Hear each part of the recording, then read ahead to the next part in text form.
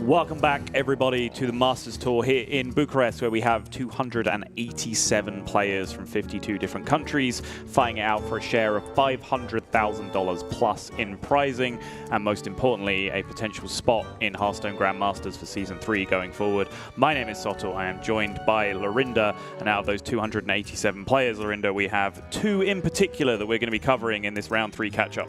We do. And I'm not going to leave you under the bus right there. Please know what the match is. Come on. Yeah, it's Kalaxz and Turna, and two of the players who, before Grandmasters even, were probably in the discussion for would they be in there. Kalaxz in particular, but Turna also a winner of a tour stop back in 2018. And both have, Turna's been to various playoffs. Kalaxz has just been so close so many times. And last year in particular, he was one of the players of the year. And then he already reached top 8 in Vegas.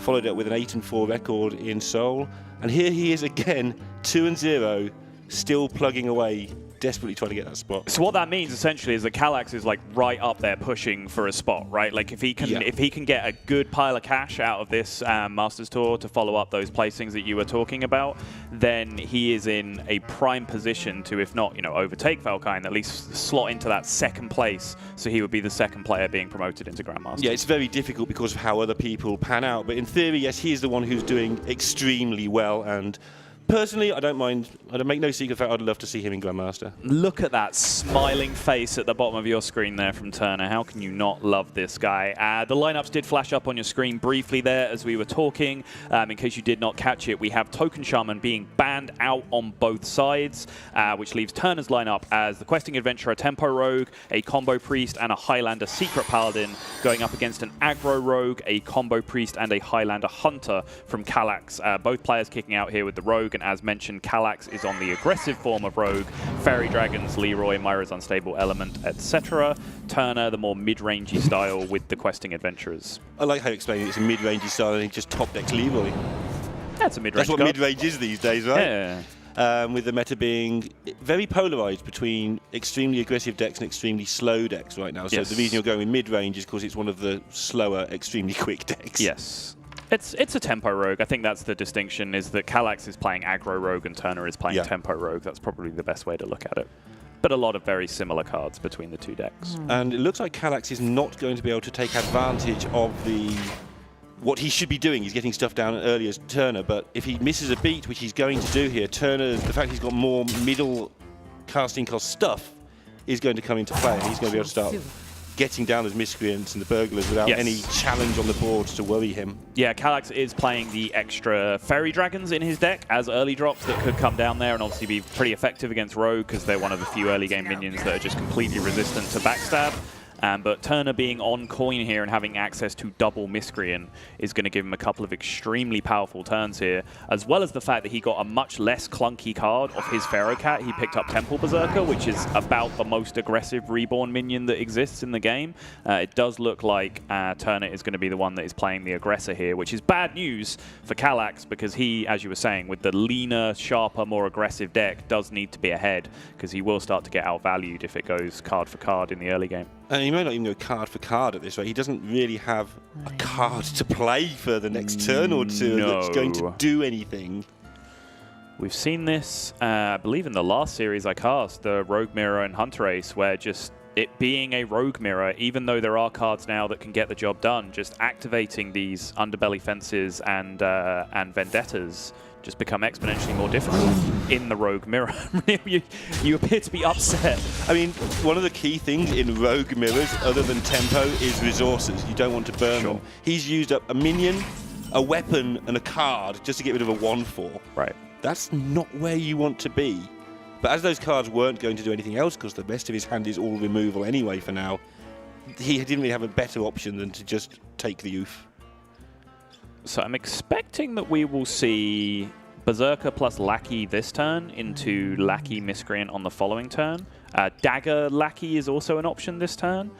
But I'm not convinced on whether I want to rush a Temple Berserker this turn, just Dagger up and play the Faceless this turn, or Temple Berserker Faceless this turn. I think those are all pretty viable lines. I mean, spending your mana and doing stuff. Many options. I mean, they're all three of those options spend your mana and do things. He also has to just forget he's just drawn a card that looks good that doesn't do anything. Like Yes. Edwin just isn't going to do anything in the mirror with saps around when Yes. you've got such a good hand. This isn't the Hunter Ace game where Hunter Ace had just 3 saps in his hand against the Edwin Van Cleef, which is slightly different. I think I'm on Temple Berserker Rush. I think that's where I've landed, and that is also, it appears, where Turna has landed. This is about the most aggressive play that he can make. And for all the people sitting at home going, why did he take so long? He can read a lot into Kalaxz's hand here. He could have spent a lot of that time working out almost exactly Kalaxz's hand. Sure. Because he's done nothing as an aggro rogue in 3 turns. Sure. But I think it was just very genuinely, I think there were 3 extremely similar plays there. See, that's my problem with Hearthstone. When things are similar, I just play one of them. What's the worst that could happen? Never seen a rope in your life. It's not true. No. You're an incredibly slow player. It's because whenever you've watched me play, you've been coaching me. And you take a long time to understand. I take a long time to understand. Bleak Fox is played. Daring Escape, really not where Kalaxz wants to be here. He wants tempo cards were available. He'd like more backstabs and eviscerate type things in this spot. But he is just conceding so much tempo to this board state already. Yeah, and I'm just staring at the board trying to work out how he can get back into this, because he hasn't got that mid-range. I mean, he's got obviously some mid-range cards to pick up, but he just hasn't got the stuff that Turna would have to get back into it. And here comes Turna. Like, yeah, I was going to ask the question. I didn't get a chance to because the turn happened so quickly. Of whether Faceless Lackey happened, it always happened. Yep. It happened first because that seems responsible in that situation. But then, like, there was Miscreant for Lackeys or Edwin because Edwin's bigger, which I think is like also debatable in that situation. I think if you don't put Kalaxz on having to sap here, you're a little bit silly. So going wide is very, very important. Sure. So don't play Edwin yet. Even as a 4/4? Because you don't want it getting sapped. If Kalaxz is out of options and he gets sapped, you've helped him. Okay. If you just play a bunch of miserable-looking minions that are going to kill him in 2 or 3 turns anyway, why let sap do anything? Fair enough. So it's sounding very much like stories that Admirable used to tell me. I want you to feel at home. Yeah, he just would, you know, play card games and deliberately put bad minions in his deck so his opponents wouldn't want to kill them because they would feel like they would lose self-respect if they used their premium removal spell on this bad minion, and then the bad minions would just attack for like 20 damage over the course of the game. Sounds good to me. It's an incredibly admirable philosophy. By which I mean, you can figure it out. Yeah, but no, it was the difference between 2 minions or 3 minions on the board, and the sap is much less good against putting 3 extra minions on the No, board it's than the it is against same number of minions. It would just be an Edwin instead of a Evil Miscreant in that position. But the turn after, when you've got the extra I think, stuff. yeah, that's actually a good thing to look at, is that by not playing the Edwin there and getting the Lackeys, he sets himself up to 6/6 Edwin on the following turn. Yeah. Which he's going for, because he didn't play the questing. Right. So that tells us quite a bit. Yeah, he might still burglar, maybe. Yeah, I can see this. Okay.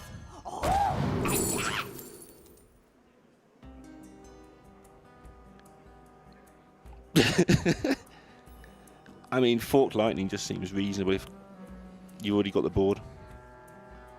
They're not coming back at you, even though it's a junky card. Ugh, I'm upset. I mean, I wouldn't be chuffed about taking it, but what else are you going to do? Right. What was the better option? I mean, Humility was kind of interesting to me, I guess. You've got sap. Sure.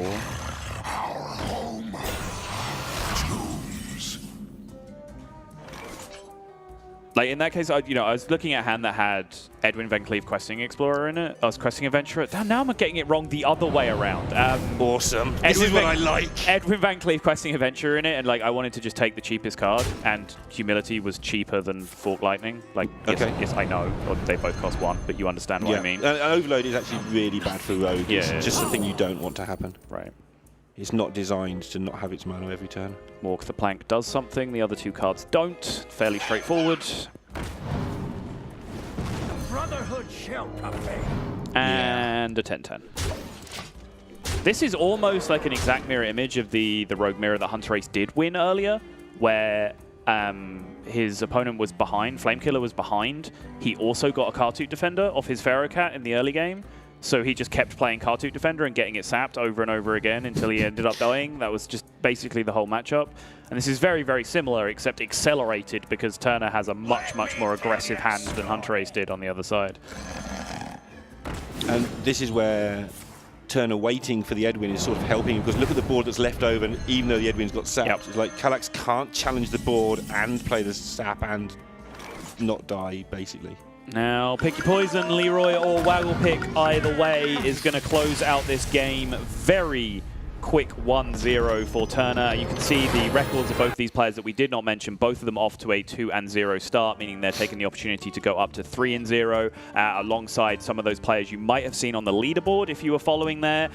Orange is up there, which what an incredible story that would be after the emotional scenes. Not that we're biased. I'm 100% biased, by the way. Me too, yeah. Impact is up there as well, Language Hacker. Both, we were talking at the start of the show, amongst many things, about how there were a lot of players coming. We expected that there were going to be more players coming over from Americas because of how open that option was for people coming in. But right now, Impact and Language Hacker are looking like they're in the driving seat, where for an American player, if they get top 1, top 2, top 4 in this event, like it's almost a lock in the position they are for that spot. Sort of behind the scenes, before we even started, we've been talking about it, and this is with all respect to, there are many good American players here, but sort of Impact versus Language Hacker was almost the build fight. Yeah. It's like all the way from the start of the tournament. So whether that continues to develop, there's a lot of rounds still to go. We don't know, but we'll see. Yeah, so these two players fighting to get into this one. Obviously, Turna off to a very, very good start, with the slower of the two rogues getting the much, much quicker hand in the matchup.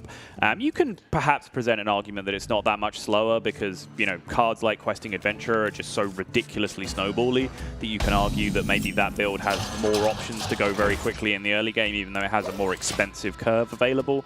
But Turna has generally favored this strategy for his entire lineup. If you look at his lineup, he has a Highlander Secret Paladin, he has Questing Adventurer Rogue, he has Combo Priest, and he has Token Shaman. That is about as close to quad aggro as you get in the metagame right now. And talk to us about this deck. This is something that Raven and I talked about. We sort of agreed. Why would people play Paladin? Why would people play Paladin? That hasn't got Holy Wrath in it. So, the old Highlander Paladin, before Mysterious Challenger and Avenge came back in from Doom in the Tomb, I actually thought was an underrepresented deck. Frozen brought it to the last week of Hearthstone Grandmasters, and we tested a little bit amongst the casters there. It performed fairly well for us in testing, so it was just after ladder reset, and I decided I'd just do my climb with this Highlander Paladin. And I hit Legend from rank 4 in, like, it was like 25-6 or something was my record to Legend, like something very similar to that. And I was like, wow, this deck is real, right? So I was actually quite impressed before Mysterious Challenger came in. And so if you want an answer to, like, why would you play this deck? It's like, well, were you around last time Mysterious Challenger was in the metagame? Like, it was a pretty serious thing. Cora's been back for 3 days or something, and already I know. Mysterious Challenger is back in the meta. You hire Cora, and suddenly we're just all playing Secret Paladin again. Thanks, Cora. Noticing as well that people are favouring just making extra dudes with the hero power. Just keeping the board wide. Obviously, whatever the Warlock version is called, drawing cards. Soul Tap, I believe. Soul Tap, I think is correct, actually. He's obviously good, but we have seen people just going for more and more dudes. Yes, I think in board versus board matchups, the best two that you can get are double dudes and the Rogue Dagger, the 2/2 dagger, because there's so much board control represented, they're just, you know, maximum stats in play for every time you press that button. Obviously, we all remember, you know, we're talking about like Secret Paladin PTSD. We also all still very much have Odd Paladin PTSD as well. Like, we understand how powerful pressing that button is.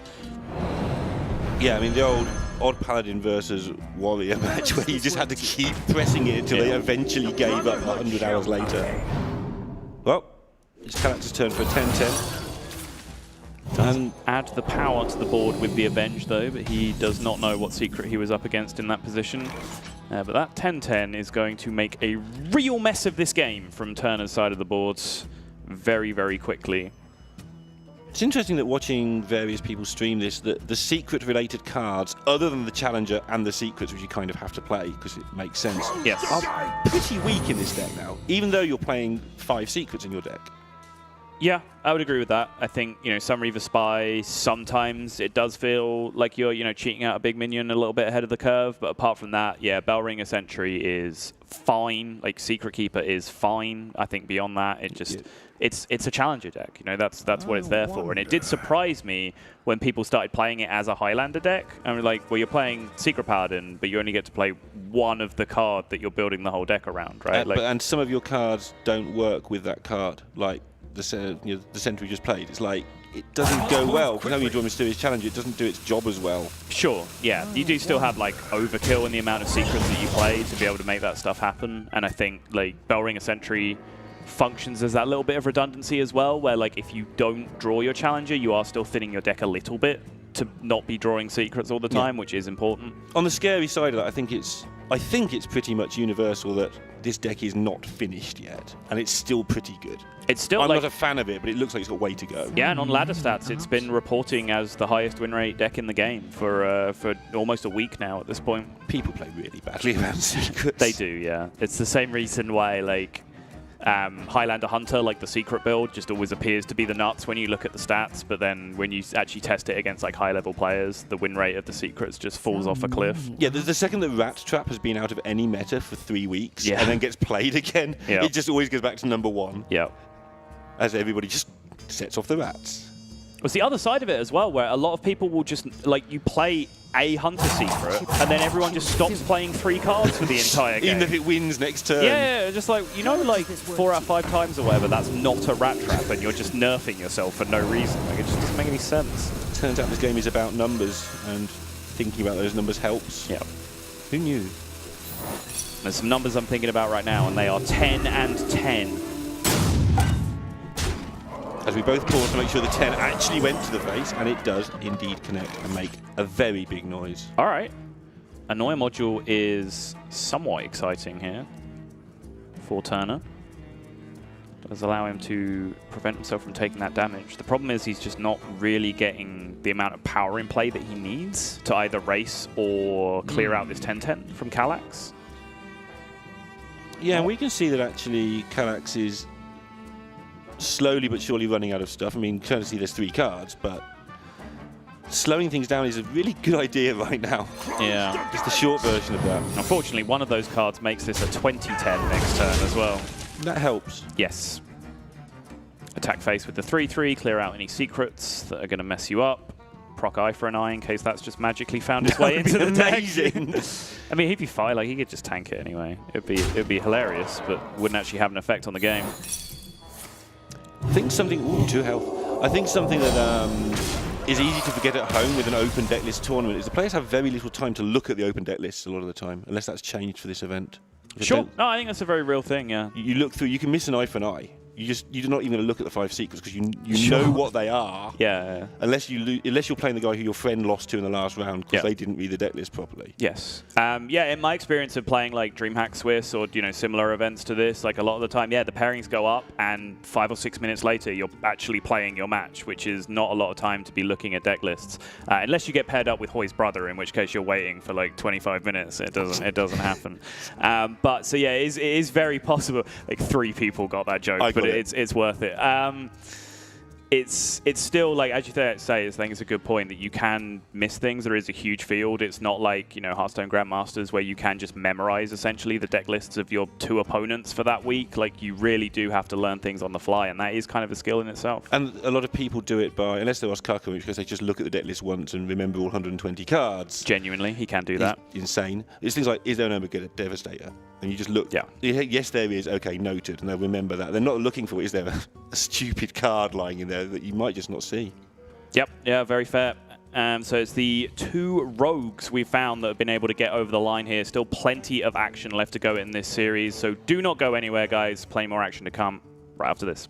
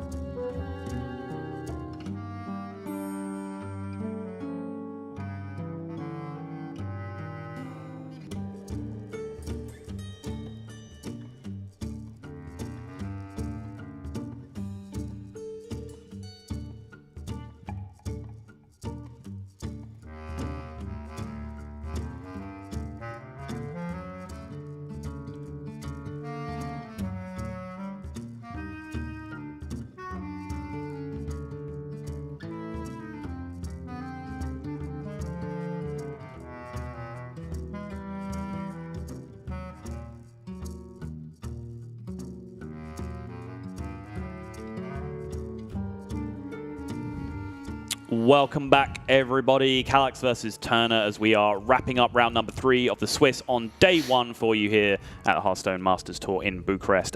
Both rogues have picked up the win on either side right now in this series, which leaves us with a Highlander Hunter and a Combo Priest against a Highlander Paladin and a Combo Priest on the opposing side. So really, this is just the battle of the 2 Highlander decks from this point, as well as a little bit of just queue order jankiness coming into it as well as to who gets what matchup. Yeah, they end up just playing Hunter versus Paladin. Do they, though? I think so. Because okay, when I was telling my story about, like, I felt like the Highlander aggro decks were a little bit underrepresented when I was in the lead into this series, when I was saying that, like, I both Highlander Warrior and Highlander Paladin, prior to this meta, I thought both of those decks performed better than how little they were brought in Hearthstone Grandmasters was representing. I do think one of the big reasons for that is like they genuinely did seem to have okay matchups against Priest. Okay. In a world where an okay matchup against Priest like was the absolute nuts that you could get because Priest just won every matchup. So it will alter a little bit. I was going to say what the queue is here. It depends like how people feel about that matchup. But again, I think we can be getting a little bit carried away from having so much Grandmasters going into this because we are back in like old school Conquest right now where things are like, you know, queue order mind games and so on have much smaller impact on the outcome of the series than they do in the Shield phase. And your point may end up being well made here because Kalaxz does have a pretty juicy looking start. Yes.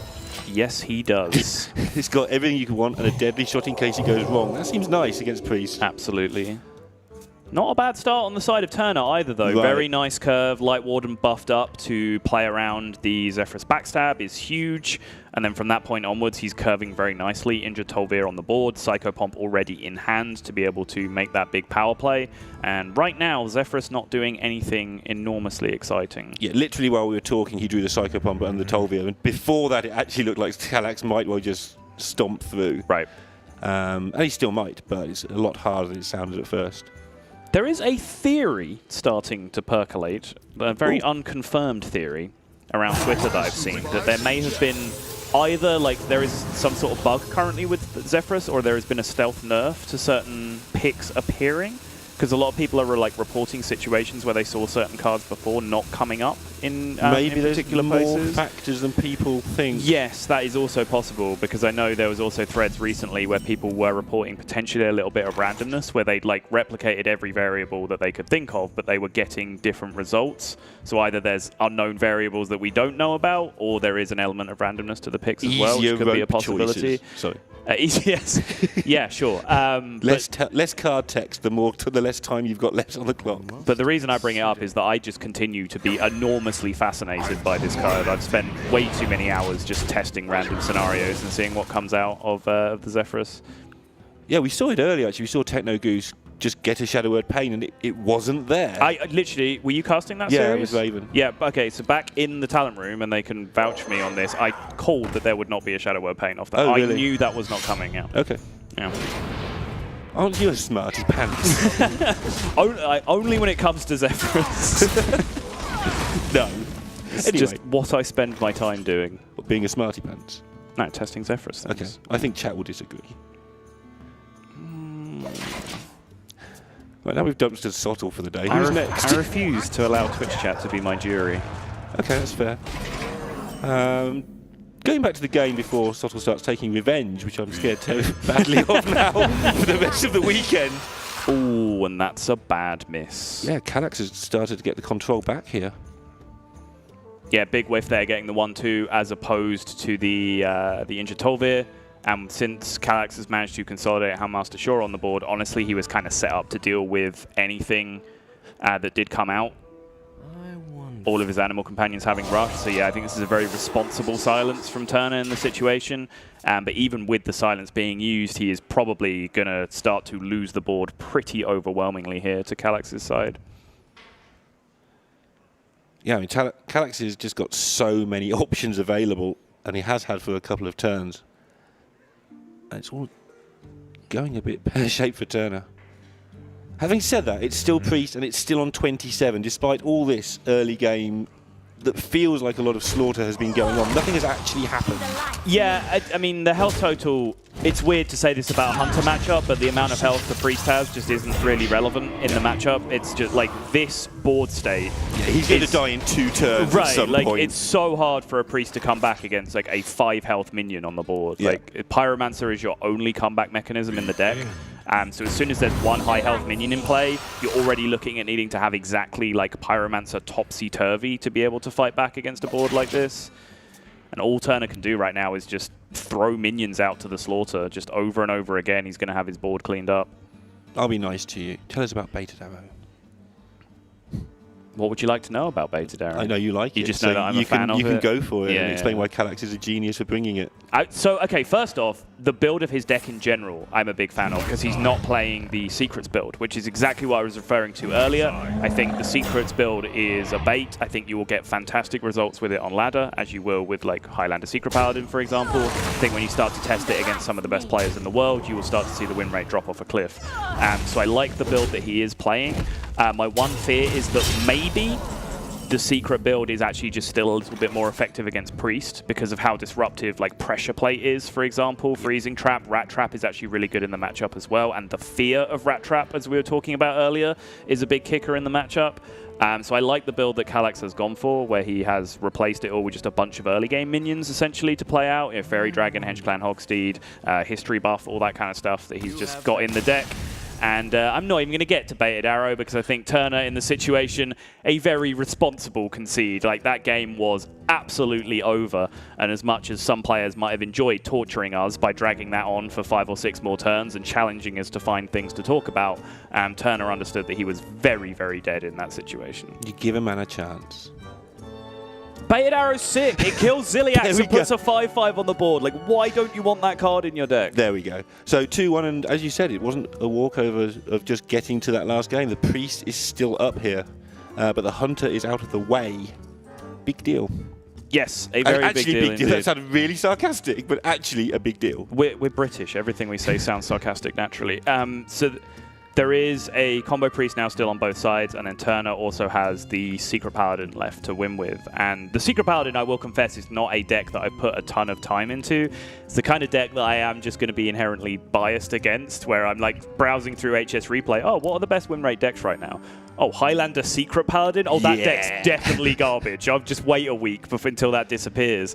But it has seemed like it's starting to stand the test of time, and there are players, very reputable players, players with very strong achievements, who have brought it as part of a lineup that does make sense into this tournament. Still feels like a 40-card deck.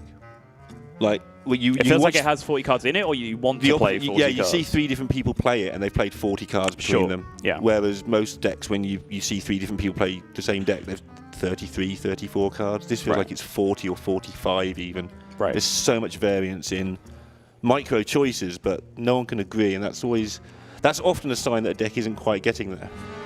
It's also a sign that a deck can get a lot better when they work it out. You can take that both ways. And if there was ever something to get me back in my comfort zone, Lorinda, it's a nice Priest mirror. And if Kalaxz does have lofty ambitions of being a Grandmaster next year, or even if Turna does as well, then he'd better get used to these, because this is the trademark of Hearthstone Grandmasters, the combo Priest mirror. Well, I'm done. I know it's all about getting Cleric on 1 and Tolvi on 2, but I don't know what happens now, because they've both got it. No. It's about getting Cleric on 1 and then Inner Fire on 2. That is how you win. If they have the Cleric. I mean, yeah. Yeah, in the situation here, then you have to go one step further. You can also have like Light Warden and then like Beaming Psychic Inner Fire or whatever, Power Shield Inner Fire. There's various combinations that can make it happen. But you can play Cleric, Coin, Shield, and try and get out of it. Yes, that is a possibility. I think whatever minion he plays this turn, Coin Shield is a possibility. Coin Tolvir is generally the go-to response to Light Warden coming down from your opponent. Kalaxz actually choosing not to coin out the shield here. So I think Turna quite responsibly. Like I said, Coin Tolvir will often be your response to Light Warden on the other side. Right. Because it just doesn't, there's just not really a way that interacts. Even if they heal your Tolvir to buff up their Light Warden, which is the only injured target on the board, they still aren't able to trade through. So Turna essentially now just playing out that curve naturally as if he was on the coin here, just meeting the Light Warden with the Tolvir of his own. But this does give the option now, and why I'd be a little bit scared here of not just taking the free kill, essentially, just play your other one drop in a fire, take your free kill, because now you're giving options of coin extra arms over to the opponent. You're giving options of beaming psychic in a fire, etc. over to the opponent, which you don't really fight back that well against. Yeah, I'm curious to see Kalaxz's follow-up here from the initial thing. So just playing the sensible play, having tested to some extent for inner fire. Not quite, because the Tolvir was always going to come down, I guess. I mean, I am surprised that Inner Fire wasn't played that turn. Right. So I think, like, you know, saying he might be developing a hand read on no Inner Fire, I think is a very reasonable thing.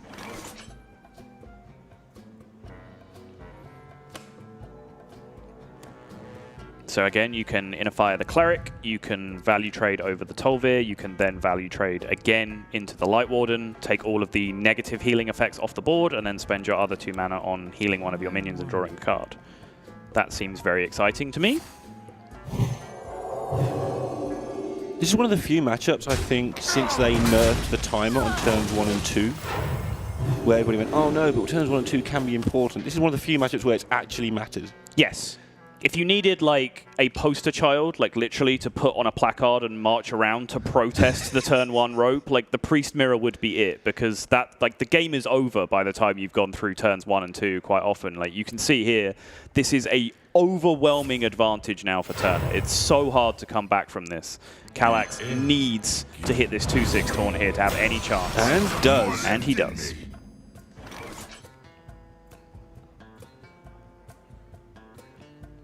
And that has made a significant difference. It's not just any chance. He's right. Because he's protected his cleric from the off here. He still has that comeback mechanism of getting some cards to try and catch up if Turner somehow misses a beat, which he's chosen to here. Nope. Inner Fire number 2. No beats skipped whatsoever. Crypt to the Necro Dancer, full combo still in place. Have you missed casting with me and not understanding any of the references that I make? Yeah, have you missed casting with me and looking at my blank face happily? Oh, your chubby little vacant cheeks are exactly what I need to see when I cast some Hearthstone, Lorinda. I'm sure there's a compliment in there somewhere. Or a reference, I don't know which. He never does. I should start doing my own references. But I've never watched anything. It's just like something that was in the background for 1 frame of Twin Peaks. Like that's what will happen if Lorinda starts doing it, yeah. For sure. I'm trying to see a play. But as you said about the first 3 turns, yep. This is the point where Kalaxz knows he's not going to win and still has to play 3 more games, 3 more turns of Hearthstone just to prove it to himself. And try and find some sort of... Like, the problem is not the cards, the problem is getting some attack and health on the board that doesn't just die to your opponent, healing their things and killing your thing, which has always been a problem with Priest Mirrors. Right. For as long as Hearthstone's existed. I want to take back something that I said earlier. I'm now realizing, seeing that regenerate in Kalaxz's hand, that had to come in place of something. The reason I was saying, Turner didn't play his Inner Fire on turn 2, and it gave options, amongst other things, over to coin extra arms from Kalaxz's side. The reason why Turner did not play around extra arms is that it is not in Kalaxz's deck. That's what he is playing that copy of Regenerate in place from. So I take all of that back. Turner's way of playing out his curve made perfect sense with that context in mind. As we said earlier, it's kind of hard to get enough time to read all the deck lists and memorize it, and apparently that applies to casting too. Saved. Well, the only decision here is how do I lose this game? That's the age-old thing in games that are nearly over. And it's really hard to lose this game. I guess you could lose to a Pyromancer if you messed up and didn't use your brain. Yes, I would try and get many minions in play with 3 health or more, and keep an eye on topsy-turvy as well, right? So don't have your security minion be like a 1/6 or a 1/7 or whatever, like something like that. where Topsy-Turvy can really have an impact as well. So all of the time Turner's spending now is not so much thinking about how to win, it's just double checking and triple checking for silly mistakes. And actually that's something that Turner's got a lot better at over time. He used to be a very nervous individual despite being pretty good. Sure. And then somewhere in the middle of 2018 it clicked. And he was like, I'm not nervous anymore. I've done this enough times that I'm going to start winning. Right. And stop doing things that lose me games. Fair enough. He just suddenly, I said this actually about Technogoose to some degree, but Turner even more so, just suddenly realised he belonged in this top level of these sort of events. Sure. Definitely has the success to back that up over the 2018 season as well. Yeah, to some degree it was a bit weird because the success came first. And that made him feel like he belonged, and then he got more success. It's not unique. I think we saw that pattern with Orange is the first person that comes to mind. I think he was, he won a lot of tournaments and was very successful before he necessarily felt that he was a top-level player. And something that would have been interesting if Huntrace had ever lost his third final, because he was super nervous in that third one. I think you cast it in Seoul. I cast all of them, yeah. Yeah, and he was super nervous because he'd already lost 2 finals. Yep. And we'll never know what happened in the timeline where he lost the third one. Right. Huntrace just crisis of confidence, never plays Hearthstone again. Yeah. Viper wins the World Championship with Rafarm in his deck. The darkest timeline. Yeah, and you end up being an idiot on Twitter. Yeah. Somewhere that timeline's happening, and I'm really happy. Well, if you want to go live there right now, I wouldn't object. Well, Kalaxz can do 18 points of damage. What's wrong with that? The fact that his 2/8's going to be dead before he gets a chance. Yeah. But, there's hope. Maybe... Oh, there's not hope. Please just end this game. I'm out of attempts. The one thing that Turner does have to avoid doing here is drawing and playing a second Northshire Cleric. When you were talking about ways to have a disaster, and I even like this, in fact, because there are still worlds, because this is a 7-minion board, would have been an 8-minion board if the other Cleric was alive. Oh, then suddenly, Pyromancer Circle of Healing draws the second Circle of Healing. They're both cards. That's drawing 16 cards for the opponent anyway in that situation, just from them having one Cleric on board. So even in that spot, I think it was super responsible just to trade off the one Cleric that you did have. I think that absolutely shuts the door from the opponent to have even 0.00001% win rate in that position. I think he absolutely shut down every out by getting rid of his own Cleric from his board. And in fairness, if there's a deck that can just go crazy, draw into crazy, draw into crazy, draw into suddenly win the game, it is the Priest deck. It's what it does. It's the job that it does, and it does it very, very well. But that means the combo Priest now is over the line from Turner's side, and we are all the way to the hill here. We are going to go to a game number 5. It is going to be Combo Priest versus the Highlander Secret Paladin matchup that I'm certainly very interested in. Hope you guys are too, because if you are, hang on through this break, and we will get to it right when we get back.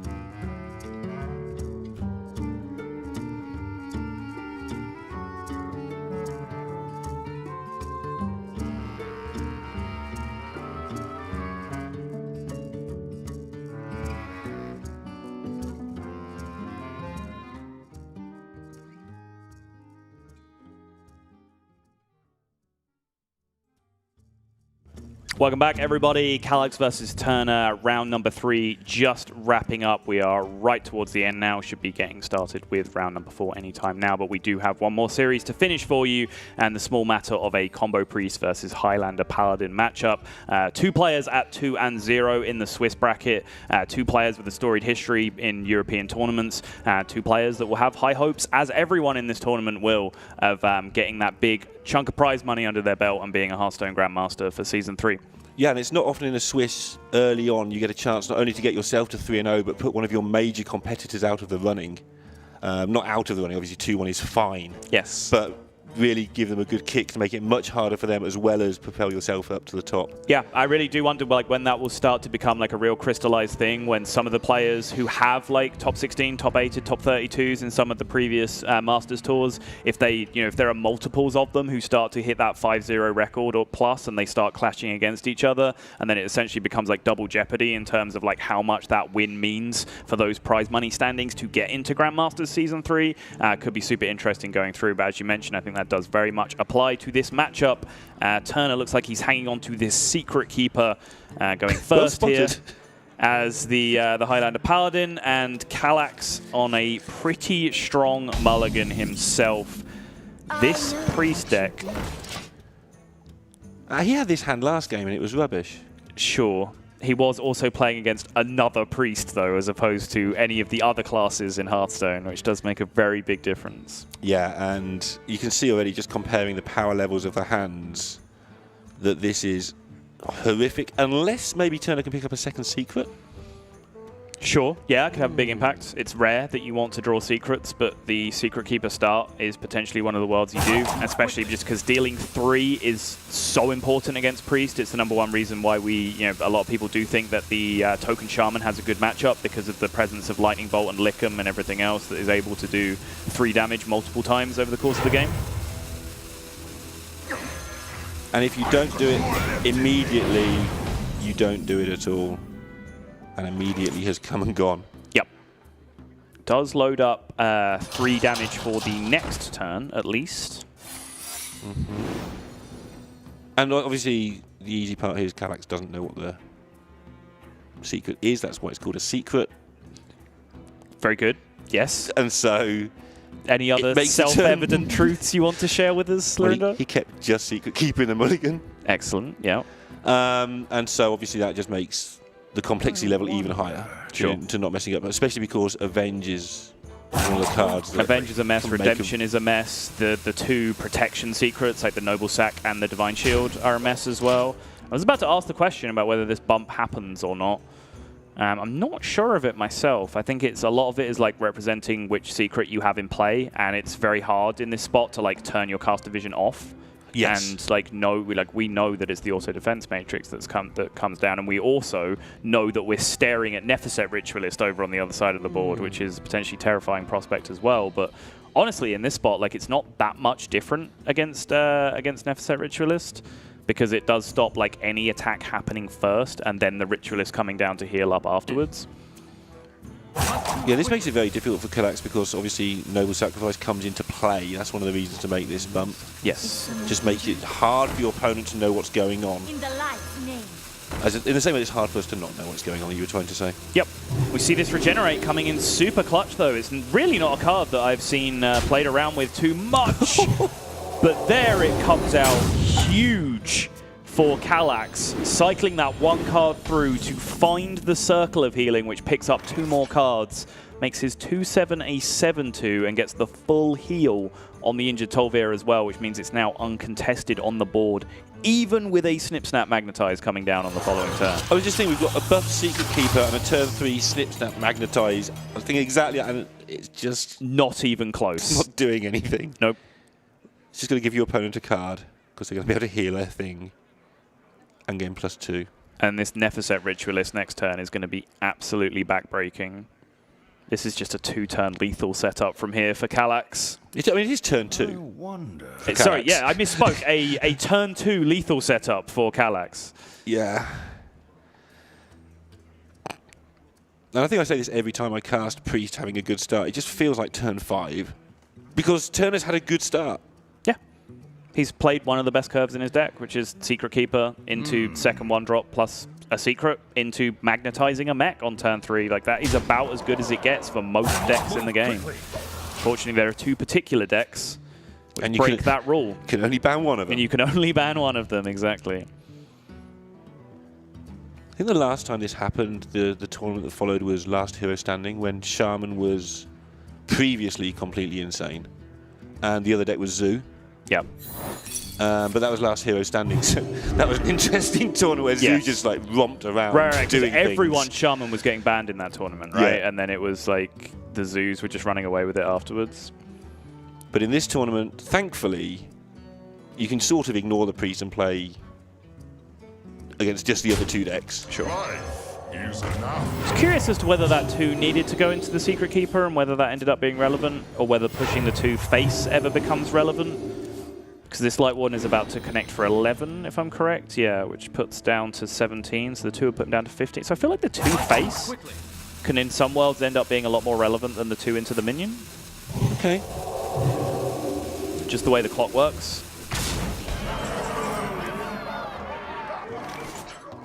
Yeah, I'm just trying to process which worlds where that might matter. Yeah. Because it feels like he does 1 million damage or not enough anyway. Right.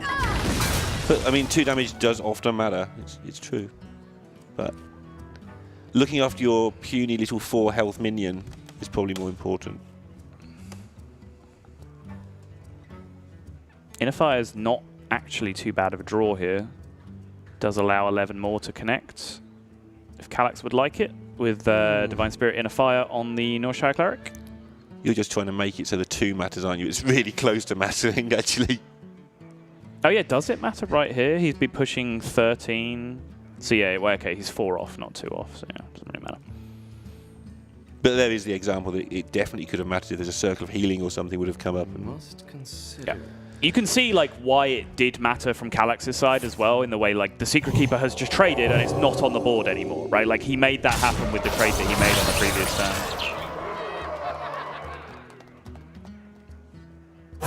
Quickly. A little bit confused by where Kalaxz is going with this turn.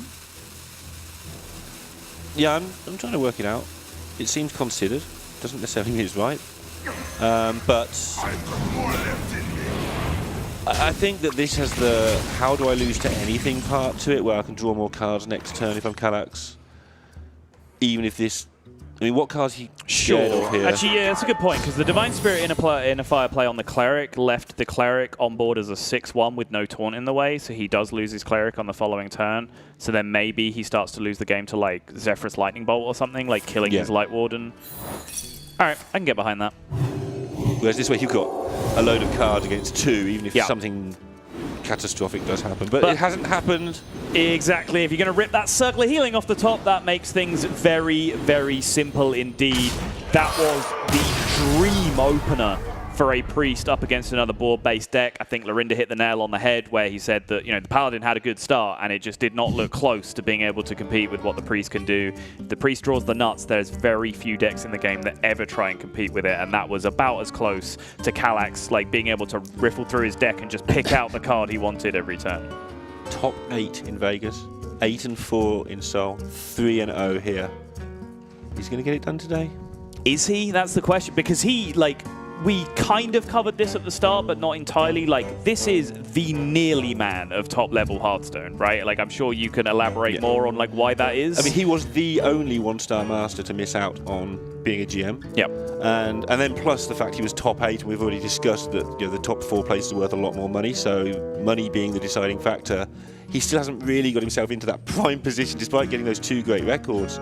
But here he is again, and at some point that weight of money has to add up to put him into a good spot. It does, yeah, and I think it's a very important win for him to pick up, and I think he could quite rightly feel slightly aggrieved that he's not in that Hearthstone Grandmasters program to begin with, but like, what a response, right? Just to say, just like, keep fighting. Yeah, all I can do is just keep doing what I've been doing for the last 2 or 3 years, and that's just being an absolute lord at Hearthstone and continuing to win like everything that's put in front of me and just get more top 8s, more top 16s. And more money. Even if you don't get it to GMs, if you just keep picking up more money on each of these events, it's still money. Yes. It's not points, it's cash in your bank. And speaking of money, there is plenty more money to fight for in all of these rounds that we have coming up for you. We are only 3 rounds deep so far. We have round number 4 ready for you coming right up after this.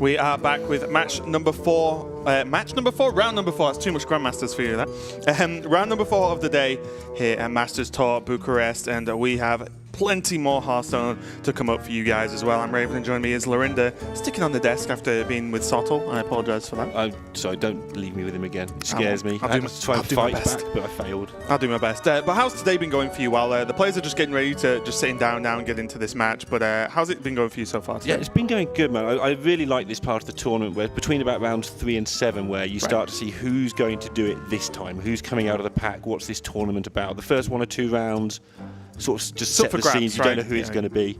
We're now getting, we know Hunter Ace is 3-0. I think Saiyans 3-0 as well. I think Muzzy's 3-0. Muzzy's 3-0. I'm not sure on Saiyan. When I last 2-1. checked, I think his match wasn't finished, so I'm not 100%. But there's a lot of players that are just up there now at 3-0, looking pretty good. I think, as we like to see, a mixture of well-known faces as well as some new players we've not seen too much from. Yeah, and I enjoy also because a lot of the players. Obviously, I keep an eye on the qualifiers and who's getting through and who's not, but a lot of them I've heard the names, but I don't get to put a face to them. And some of these earlier rounds, I get to put a face to the name, which is always good fun. And just see if these people who are performing well in the qualifiers can actually do it when they're sat in those chairs. Right. Because it's a very different game over there. Yeah, and you're getting a glance at who we are going to be casting next. It is going to be Naysil, or Nay, as I'm going to refer to her for the rest of the match. And she is one of the LATAM casters for most Blizzard stuff. So whether that be HCT in the past or Grandmaster, she's cast tons of stuff. And also their opponent there, Oxid, I believe. To me, that's just a massive collection of letters on his name, or at least on the stuff I've got. But Lorinda's confidently told me it's Oxid, so if it's wrong, I'm shifting blame this way. Yep, I did say that. I'm so confident I'm going with right now. Ney has qualified for all 3 events through the qualifiers. Right. No buys, no help, no you're a GM so you get an extra one. Yep. She's gone through all 3 qualifiers to get to these. That must really help with experience. Oh, it does, yeah. I think just at the end of the day, no matter how naturally gifted you are, you can always see when players have just played a lot because they've had themselves in a lot of situations, so they know the general sort of the outcomes of what is going to happen. We can check out the list now, and we have the Quest Shaman for Oxid along with this Paladin, which I am surprised it's had as much representation as it has. And then for Ney, we have the Priest once again that we cast a little bit earlier on, of that sort of Resurrect Priest, along with Control Warrior with the N'Zoth and the Holy Wrath Paladin. So very slow, sort of steady matchups there, or steady decks at least. I will say I like the N'Zoth version of the Warrior because at least there's a way to kill your opponent. Oh, but where's the fun in that? The fun in that went away from casting multiple Warrior Mirrors during GM Season 1, Lorinda. So, yeah, the fun went a long time ago. That is long gone. Control Warrior is now dead to me. Unless it's got N'Zoth in it, in which it's okay. Which it has. Yep. Good old-fashioned hearty Hearthstone decks coming up. Yeah, and the big one for me, I mentioned a little bit earlier in the day that I'm excited. What I always like about these big Swiss tournaments, same with playoffs as well back in the day, is when you start to see win rates of archetypes and how they've actually, worked during the tournament. And this Highlander Secret Paladin, I am very interested. I've not seen the stats yet because it's still a little bit early, but based on how many people have brought it, I think we're going to end up with a good sample size, and it looks bad to me. I'm not a fan, and Sottle likes it, which makes it even more on the line scary, for both of us. Right? Yeah, that's scary. If he's right and we're wrong, we won't hear the end of it. Yeah, I'm okay with that. I'm actually used to that more than anything. No, don't let him. You can break it. You can break. But for me, the deck just seems like most Highlander slightly aggressive decks of, well, if it curves, fantastic. If it doesn't, do you just lose versus every other deck in the game right now? It's so weird. And the Paladin one seems an extreme case of that. Right. Yeah, you see it with the Hunter to some degree, but they can still play some nice on-curve stuff, and it kind of looks like a Hearthstone deck. But the Paladin thing...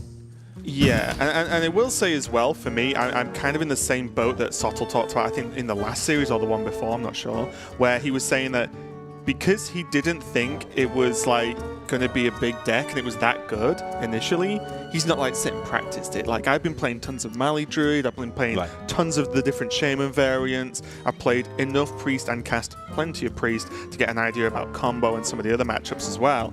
But the Paladins just caught me off guard. When I saw all the submissions and that so many people have brought Paladin, and we've already cast a fair few matches of it, I was like, wow, this is way more popular than I thought it was going to be. Yeah, I saw a few people playing it on streams, and I was like, some had success with it. Bunny Hopper did very well with the deck on stream, but I was never convinced by anybody at any point. I mean, Bunny Hopper can get top 50 with whatever 30 cards you give him. Right. So that's irrelevant. But watching good players struggle with a deck convinced me no one would bring it here. Like you say, it's in every round. Yeah. In every match we've cast almost. I thought people were streaming it out of boredom. I thought they were like, oh, this is kind of a new thing people are playing today.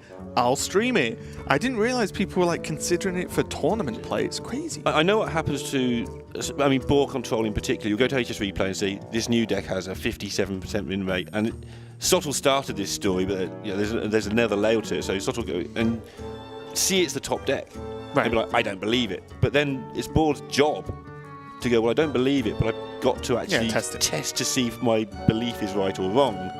And he played 5 games with it and lost on 4 turns in all 5 of them. And just dustbinned it. It was just like, I don't need this deck. Sounds like when I try any deck on ladder. I will say, though, talking about Oxid's lineup, his Druid, I've harped on a lot about Malygos Druid in Grandmasters and even today so far.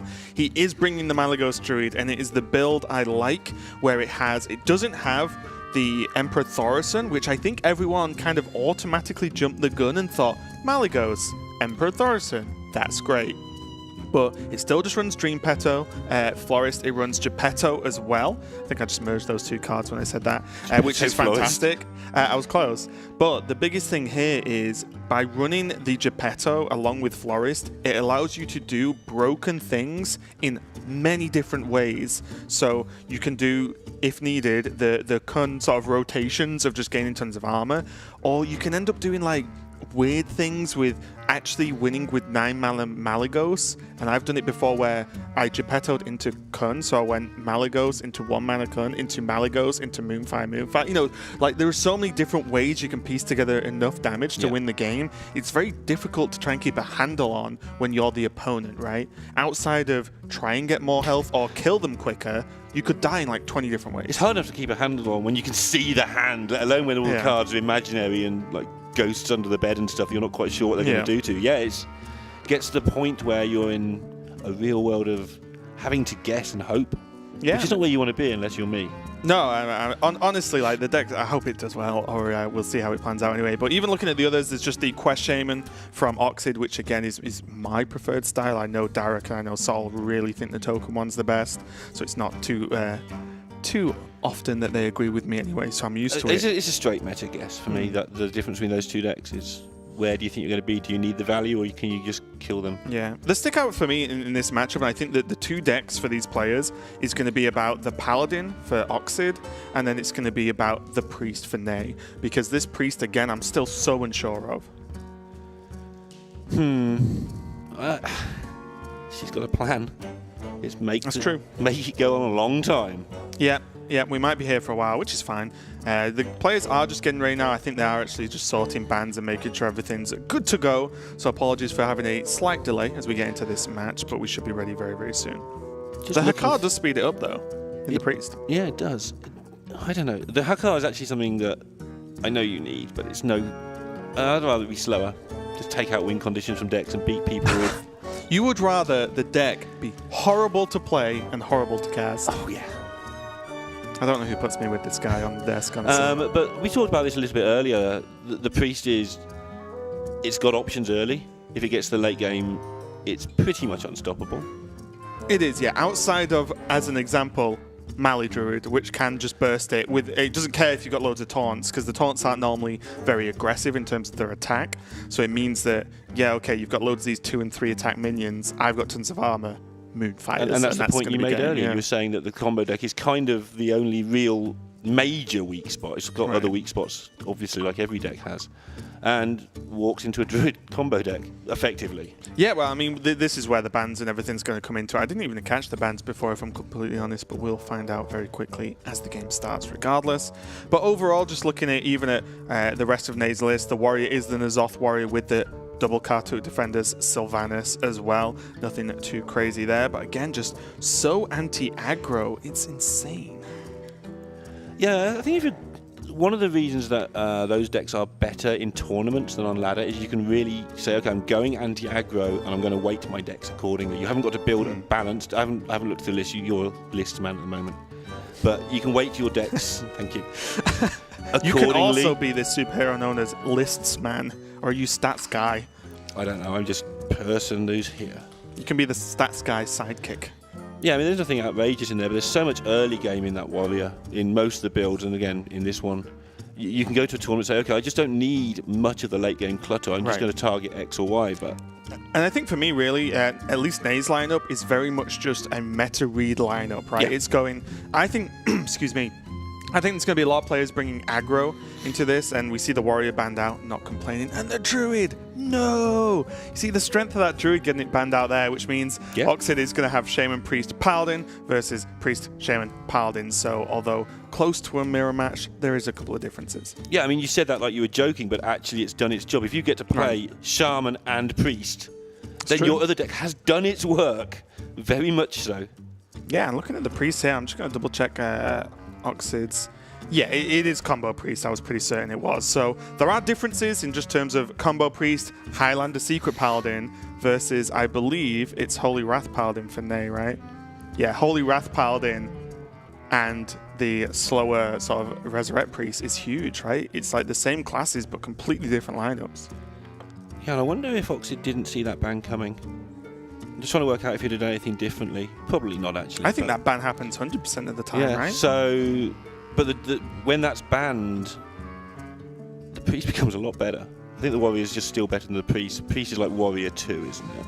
Yeah, I think the idea is Malygos Druid is one of the decks that just dumps his warrior pretty hard. Slightly different versus in the Zoth list, of course, because they're not as slow. But if you're banning, if you know it's getting banned, oh yes, you've got to ban the warrior. But that's the point. Yeah, if you know your druid's going to be banned out, then you ban warrior because the warrior's better against all your other aggro decks. So I do understand it, and I think he was always expecting that druid ban because the druid is the one that can just slip through the cracks a little bit and just get a win versus honestly most of Nay's lineup. So it's kind of just getting rid of that, I would say, like guaranteed win and just saying, well, you know, all the other decks have to perform. And I can't give you the exact numbers because things happened during the last cast, but I know that Oxid is very regular in these qualifiers, and the point of that I'm trying to make is he's very used to building a lineup, and so he's built what looks like a steady lineup here with a plan. Right. Getting his good decks open up by getting the druid banned is definitely a plan you can go with. Oh yeah, 100%. And this isn't the format they've been playing in the qualifiers. They've been playing best of threes. So someone who's used to just having to put their minds to building different lineups and messing around can put plans together. It works a lot in these sort of tournaments. I think a lot of it is just as well-practiced group. We saw, you know, we talked about, if you've been watching Grandmasters, we talked about a lot of just, you know, everyone going to Fino's house, basically, as one massive practice group to prep for Bucharest, and obviously playoffs, which was last weekend as well.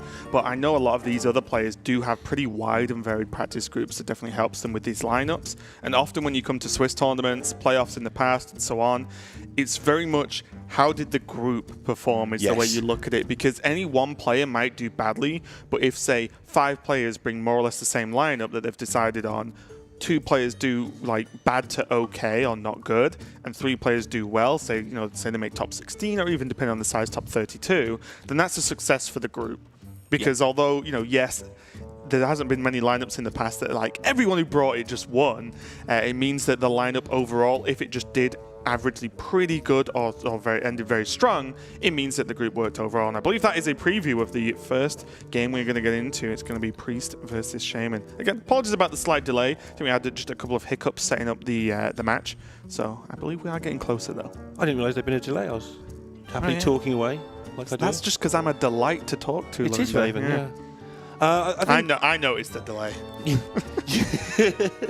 Thanks, man.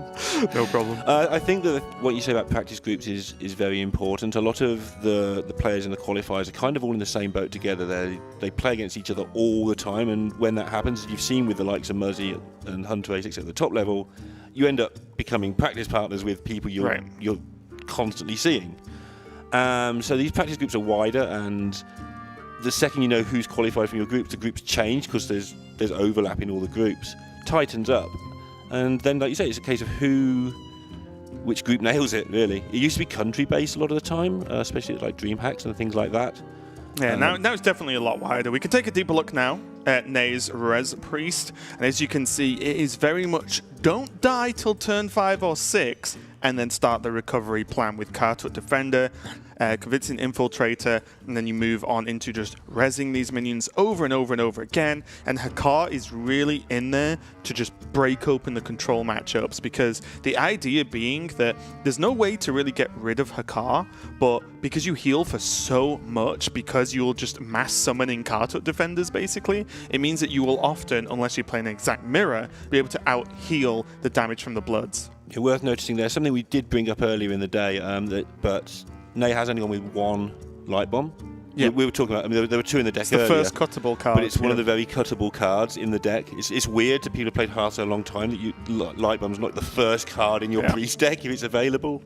But the game has changed, that so many minions just don't die to it now. Yeah, and as we're looking at this Quest Shaman from Oxid, it really just sticks out. It's a very steady list, just has a full, pretty much a full 2 of everything apart from the Legendaries, of course.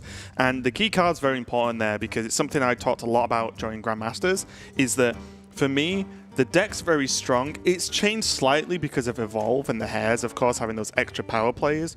But outside of that winning you the game, just of how strong that single turn is, Barista is really the card that like makes the deck work and makes the deck as powerful as it is, because it makes you able to change plans and reinforce plans. You can Barista damage, i.e., Kobold lackeys for the tons of just double Barista, hero power Barista into multiple lackeys. Life Drinkers to do kind of the same thing with a bit more survivability, but then also some of the late game stuff, right? Just even more value lackeys of ethereals or your big token generators. Like, Barista really just goes nuts and makes the deck pretty strong. I mean, you know what I was saying about how good Shaman was even a few months ago? We're in game. Sorry to interrupt. No, it's always just been a hair away from being the best deck in the game. Yeah, it's very, very, very close. I get it. Here we go now. Finally in the match. We apologize once again about the delay, but we have Nay on the top on the Resurrect Priest versus Oxid on the bottom on the Quest Shaman, and that is a pretty cheeky opening. Not the aggressive opening from the Quest Shaman, but having double Evil Totem and Hair there means that some of the most powerful cards are available here for Oxid. I think if you have lost repeatedly to Shaman on ladder like everybody has, if you're not careful, it's easy to get into the mindset that your opponent just kills you on turn 3 every game. But actually, these sort of hands are pretty terrifying. Yeah, well, they really are. They just shamble along, and then suddenly on turn 6 you're dead because there's too much stuff, not necessarily because you're being slammed in the face too hard. Yeah, and one thing that's a little bit awkward now, at least what we can see because of this double Evil Totem, is that the second Oxid gets some ethereal lackeys, you chuck one Hex into the res pool against Res Priest, and then things are looking pretty nice. Yeah. So really, I'm pretty sure Oxid will just really want to get those ethereal lackeys. Missed them so far. A little bit unfortunate. And we see not even quest activated yet because there aren't any Battlecry minions that he's planning to actually play. So there's no reason to kind of float mana and then waste a turn doing any of that when you can just generate more lackeys to continue to power on next turn. And we see Nay pass, not too much of an uncommon turn with this Res Priest.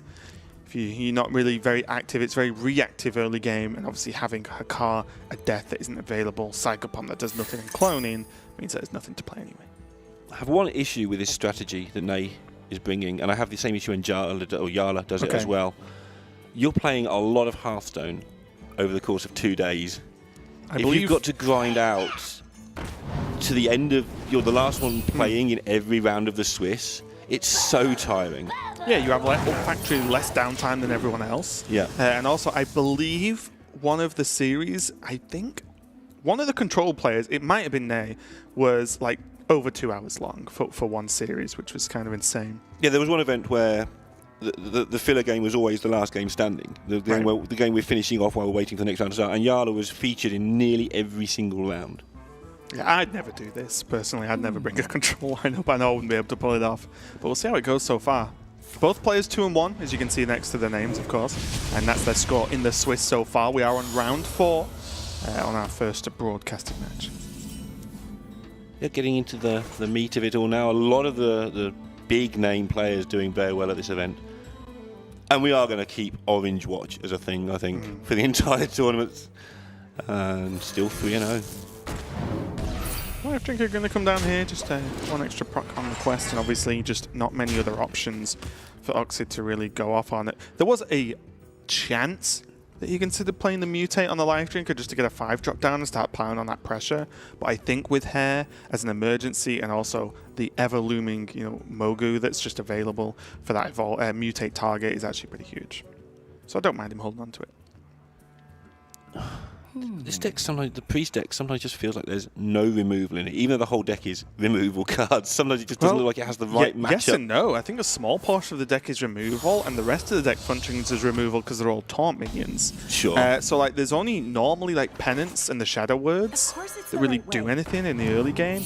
But the idea is that post turn 5, roughly, you're so strong and defensive that you can take a hit unless that hit doesn't put you to 0. Yeah. And already, this is the problem, and this is the small window that you have against this Priest. And honestly, I think I'd like to see an evolve. Yeah, just got to work out. There's only one light bomb. You've got to work out. But I think most evolved minions are light bomb proof. Light bomb proof. I'm not going to go out there as a 100% fact, but I think the average minion doesn't have as high attack as its health. Not anymore. So, it used to, but I think part of the philosophy about 2 years ago changed in terms of slowing the game down a bit, because it used to just be, can I kill you with my hunter cards really quickly? My favourite game. Yeah, exactly. I think they started to try and keep minions on the board to make the game more intricate and more to think about. If a minion lives for 2 turns, it's just more interesting. Right. And I think that is a case that most minions now do have more health because of that. And some significantly, so get 2 6s and things. They just weren't proper cards before. Yeah, and although it may look like Nade doesn't have a lot to do, Seance, if you didn't know, can be cast on any minion, which means this does give Nade a play. I actually like this because this just in every world has to be better than doing nothing. Yeah, Oxid's seeing the amusing side of that. He's also seeing the amusing side of this lot. Double evolve available, which is so tempting because if the first one doesn't work, you just get another go. I was honestly thinking about evolve or mutate last turn. Yeah, exactly, but maybe he was scared he'd get a bad one and get light bombed. Well, now if it doesn't look nice, you just do it again. Go again, yeah. One needs to be played every single time. Oh. Okay, that's pretty good, actually. Oh my goodness, light bomb that. So now we're 2 6 2 3 4. I think I'll be okay with that. And I haven't said this for about 2 years, but 4/4s are really good against Priest. Yeah, I can't remember the last time I said that, actually. Oh, light bomb. Look how bad it is, though. It removes the 4/4, and that's it, and it adds a 1/1 to the board. So it removes 3 damage. It removes the 1/1 sorry, and the 1/1 on replaces the it, end. Yeah, yeah. apologies, I didn't notice the totem. It doesn't matter, it's only a totem. So it effectively only really removes 4 damage from the board, which would leave, what, 4 5? Yeah. Not looking good, is it? It's looking really grim for Nay.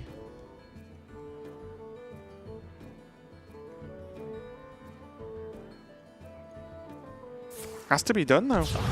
Like, Nade's not on board dead. And what's the other play? Psycho Pump dead? You know, so Sure. there's no other option here. And, you know, Oxid doesn't actually have... He does. Oh, sorry, he has does, the damage 'cause that's a mana addict. he can post-mutate, right? Yeah. With the Mana Addict and double mutates means that this is going to be game. And this was a very one-sided game of Hearthstone. But... that is how this priest deck plays. Like, you often don't do anything for the first few turns, or you might remove a minion and heal a bit, but you don't do anything, and you need to stabilize from there then onwards. The real problem that Nay had in this game was that she did not draw any of the taunt minions. If she'd drawn 1 taunt minion, suddenly it soaks some damage, and then, very quickly, Psycho Pump is about 18 million times better because it resurrects a taunt minion and gives it Reborn, which is huge, of course. So a little bit unfortunate there for Nay just not getting hold of a taunt and having a very clunky hand. But again, like, that is kind of the deck.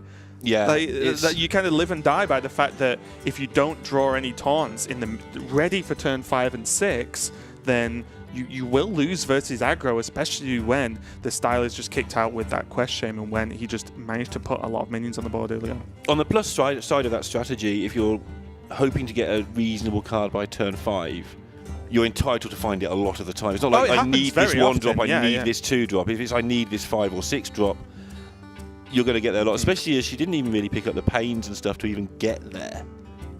There was not even a way to buy an extra turn anywhere in there. That just drew all of the heavy stuff, but that's the risk you take when you do play control decks in general. Yeah, and that's what I mean. Like, when you actually look at the priest, there's 2 Forbidden Words, 2 Penance, 2 Pains, right? So it's 6 cards, it's a lot, but the Forbidden Words is kind of awkward sometimes to pull off. But the rest of the deck is effectively just minions and then super late game removal. So it's kind of tough. I guess so there was Mass Hysteria that would have done a decent job at clearing up a chunk of the board. So what cards did she draw? 9 drops, I think, was blanks, the issue. I mean, her card from turn 1 is a bad thing as well, right? But again, this is Conquest, and there is no shield, and there's also no way to float a deck and not play it. And I think this is the list, as we go into game number 2, that Nay can prey on. Because Combo Priest terrifies me. I presume I'm losing versus Combo Priest, right? Yeah. That's just an assumption that I would have.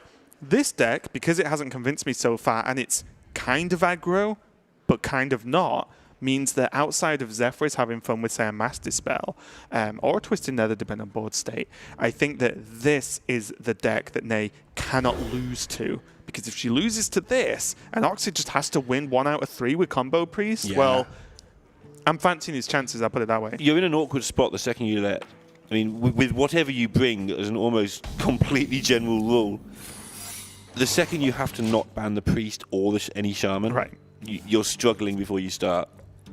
And here we go. Let's get into it. Game number 2. Oxid on the bottom, currently leading 1-0. If he wins this, he'll go to 3-1 in Swiss so far, which will be pretty good start for him. Andy has Finley locked, loaded, ready to go on turn 2, or some other options with Micro Mummy or Mysterious Blade. Although this Blade, I don't think there's any chance he gets played next turn because there are no minions to kill for like 5 turns, so it does no damage. I wonder how tempting it is to just launch out the Finley next turn and just I'd probably play Finley. make some stuff, Yeah. get loads of dudes against Get that priests. Hunter hero power locked in. Travel back in time. Like Finley, 1, does more damage than the Micro Mummy, and 2, you could get that. This is, I'm very interested now, though, Look like on I said, his face. about this deck, and I wonder how often this has come up or what the decision is from Oxid. I feel like he has to try and make the decision on the fly. Yeah. He clearly has not got a set choice in his mind in this matchup, right? Because you can argue that Hunter hero power and Warlock are literally the 2 best. And but Paladin. but I don't know. Well, I think in this matchup, Paladin's worse. Well, what do 1/1s do versus Taunt? Sure. That's the problem, right? Whereas I feel like these are pretty powerful, like maybe the 2 best. Yeah. I just don't know which one is the best. And I don't think Oxid did either, but I'd be not too upset with either. Yeah, I mean, Warlock hero power was why I always wanted Finley in every deck he was in before. But certainly other options. Have you ever seen a good Rissa? I mean, obviously Yes. it's decent, but I've never seen a I've good seen one. Redemption. Avenge. Yeah, I've seen good Rissas. I understand how cards work. That's why I'm here. I also don't understand them well enough, which is why I'm not out there. Yes, I think that it's not often, but it's more of a problem of the Paladin secret's that good anyway. And my question Yeah. is, well, what else are you putting in the deck this early? What's a better 3-drop for Paladin right now? And sometimes, even if it's just a 3-mana 4/3, sometimes people play Spellbreaker on 4, and it silences nothing, right? Yeah, it is a 4/3. And like, you're playing a fairly aggressive list, and if one secret goes off well, extra, then you're pretty happy. And then now, look at this Yeah, redemption. this is right? going to Like, be. this I'm is going oof. to see the. We're getting there. We're getting there. The crazy stuff, I think. Oh, that's a good pickup, though. It was urgently required. That was so important, because otherwise, he's just passing again and again and again. Killing off the Risa without being punished by those extra secrets was huge. Still though, Secret Keeper, Mysterious Blade. There's still a lot of damage, and we see Oxid almost playing a Zeus style, where it's like, actually, I'm not going to play hyper aggro. I'm going to life tap every turn to make sure that I always have stuff. And we've seen this recently in Grandmasters from some of the Zoo players, and it's worked pretty well. Yeah, for Zoo, absolutely. And I mean, the speed at which he did that, I assume he knows that it works absolutely for this. It doesn't mean it works out every time. It's just absolutely known to be the correct play, maybe. Because I was looking there at the potential to spam out and then start tapping, but no, he wants the extra cards all the way along. Get as much value as he possibly can. Try and hit some of the more key cards, get that damage in.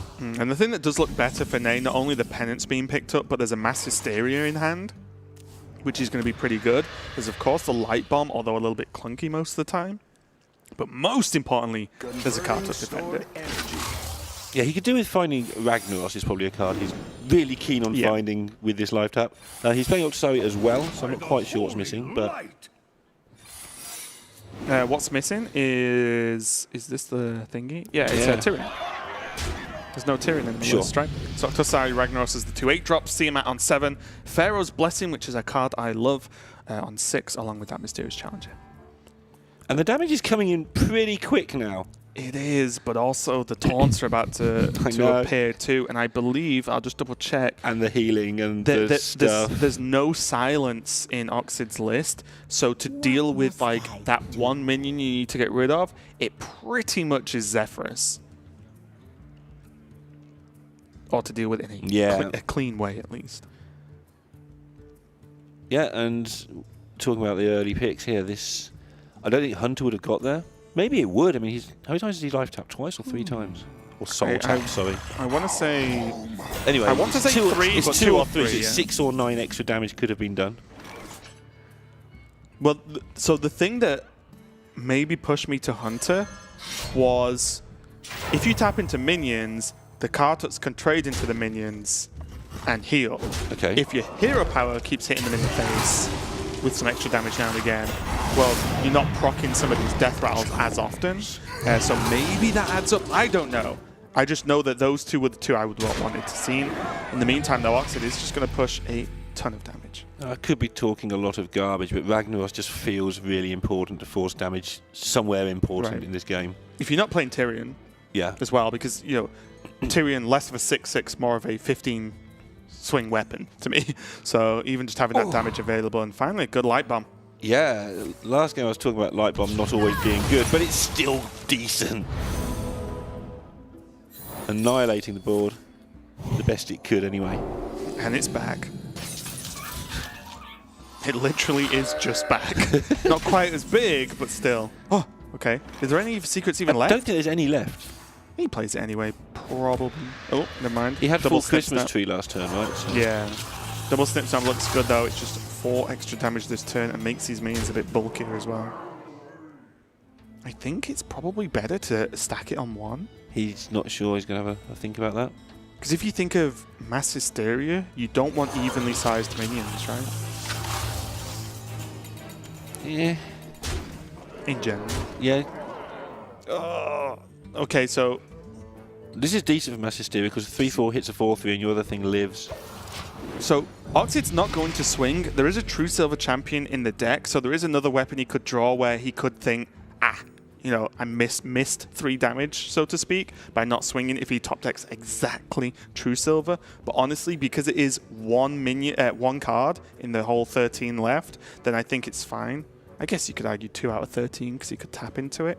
What Interesting. do the cards I never say? argue stats with you, Raven. You're I've the learned my lesson. stats guy. Exactly. There you go. You don't argue because you know I'm wrong, because you know you're right, Yes. so why argue? Right now, though, is it going to be the kill, right? The Plague? Yeah. So Plague of Death going to come down. Nay, finally getting usage of that coin. Or not? Yeah, this is like a good Plague of Death for me. I don't know. Yeah, I'm not sure why Ox is so surprised that she had a card. Yeah, after not playing anything all game. For Oh, 2 it games. was True Silver! I think that's what he was bothered Oh, about. I see. Okay. So it wouldn't have been lethal this turn, but still. Yeah. You've got to think like the swings are a turn delayed in some respect. And again, I am not saying swinging last turn was always correct, but when you're this close to setting up lethal, it's something to consider. And now there's Zerk's Cloning Gallery. There's Resurrect. There's Katrina, which means that there is a Kartuk Defender in the pool, right? So these are literally decisions that are going to end this game one way or the other right now, because this bit's quite hard. Pain does nothing because it doesn't remove enough damage. So it's basically which 9-drop or 8-drop that Nay plays this turn. Does Clone ever get there? It'll like this is tough for us because we can't we do not 100% know off the top of our heads what's left in the deck. When you say just Clone get there, which is I'm very not 100% sure what has gone. I mean, it's easy to I'll work just out do most my mental deck tracking. Okay. There's Ziliax, there's Emperor, there's a Kartuk Defender, there's Elysiana, which is obviously terrible, and there's Hakar and the Zoth. So it's really just Ziliax that does anything, which is probably bad. So I think I like this. I think this is better. Because N'Zoth, 1-1. Yeah. Elysiana, 1-1. It does nothing. I think it really is Ziliax and Kartuk Defender.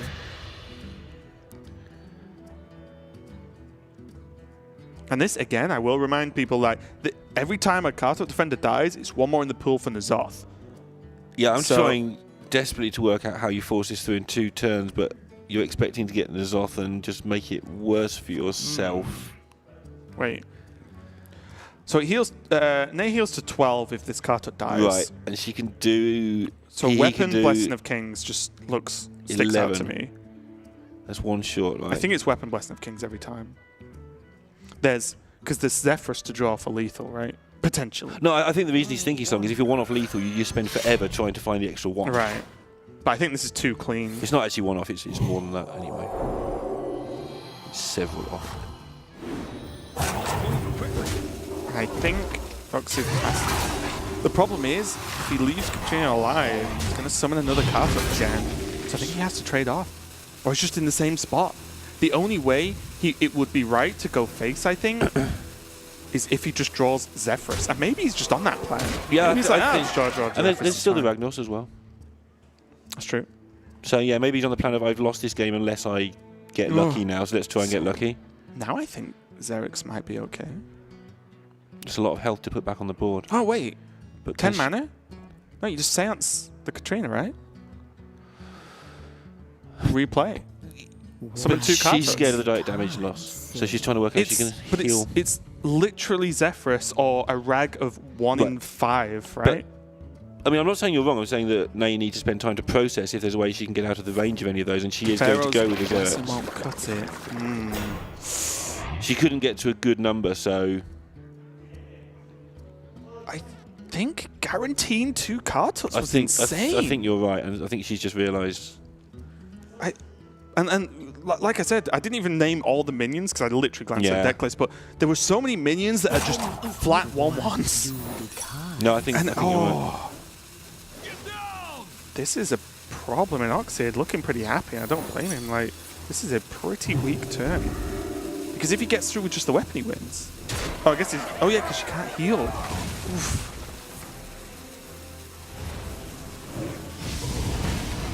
Okay. The res? It was... Oh, that was dicey as well. She had to do it. Yeah. For the res to hit the Carter, but because she killed it, it could have resed the Psychopomp. So she could have... Oh! Yeah, I think she had to. She had to. What she did well there was halfway through the turn realised that, oops, and then... Recover, work out how do I make the most of this. That's gone. It's done. I'll spend my 10 seconds getting my brain back into gear. Now I'm going to just, So wait. react afterwards when you made the right play. So 4, 3, 6, goes up to 9. Oh, it still doesn't get there, does it? Oxide, be a champ. Just play the Ragnaros and hit end turn. That was so sick. And these card defenders are insane. Yeah, they really are nutty. You just can't win if you're a minion-based deck. You cannot win. It's filthy.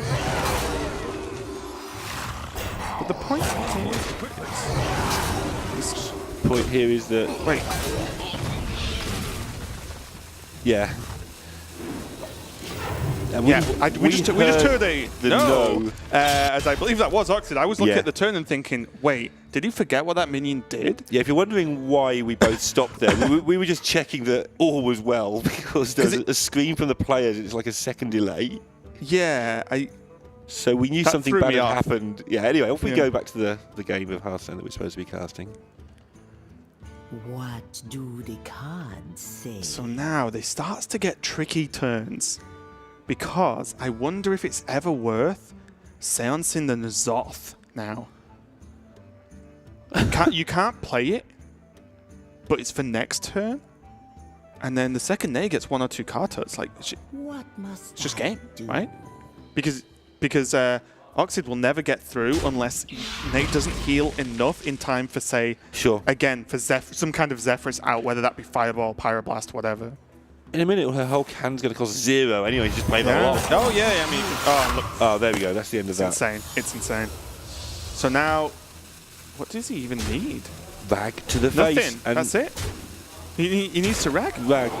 That's it? 1 in 8 chance of just rag to the face. Watch Nay's reaction when he plays it. Just Whirlwind Slam. You just assume that you're going to lose. I'm annoyed he used the 2 mana. Oxide is a very verbal player, as we can hear a lot. Yeah, I think I just heard whatever. And don't get me wrong, he's talking to himself. Yeah. He's not communicating with anyone, as you can see. Okay, here comes the shot. It shoots, it misses, and it's going to be 1 game each, most likely, unless we've missed something absolutely insane. I mean, there's tons of stuff that can happen now. I mean, Nay just pushes herself way out of lethal range. She can overtrade these like 2 card tuts in. Yeah. Sorry, this is very funny. I don't know if you can hear this, but we can, and it's great. Oxide is speaking in something I definitely can't understand, but he doesn't sound happy.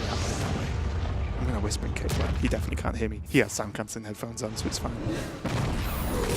Maybe the death there. Hidden Wisdom, I don't really think... I wonder if she should have traded one in just to make sure. That's going to be game. Yes, I think so. I mean, just if you really want to push it into safety, trade a Carter and heal for 3, whatever, just to make sure. But that is going to be Nave fighting back. And I said before, if she took a loss to that Paladin, she should be terrified because just having to 3-0 a Priest is tough.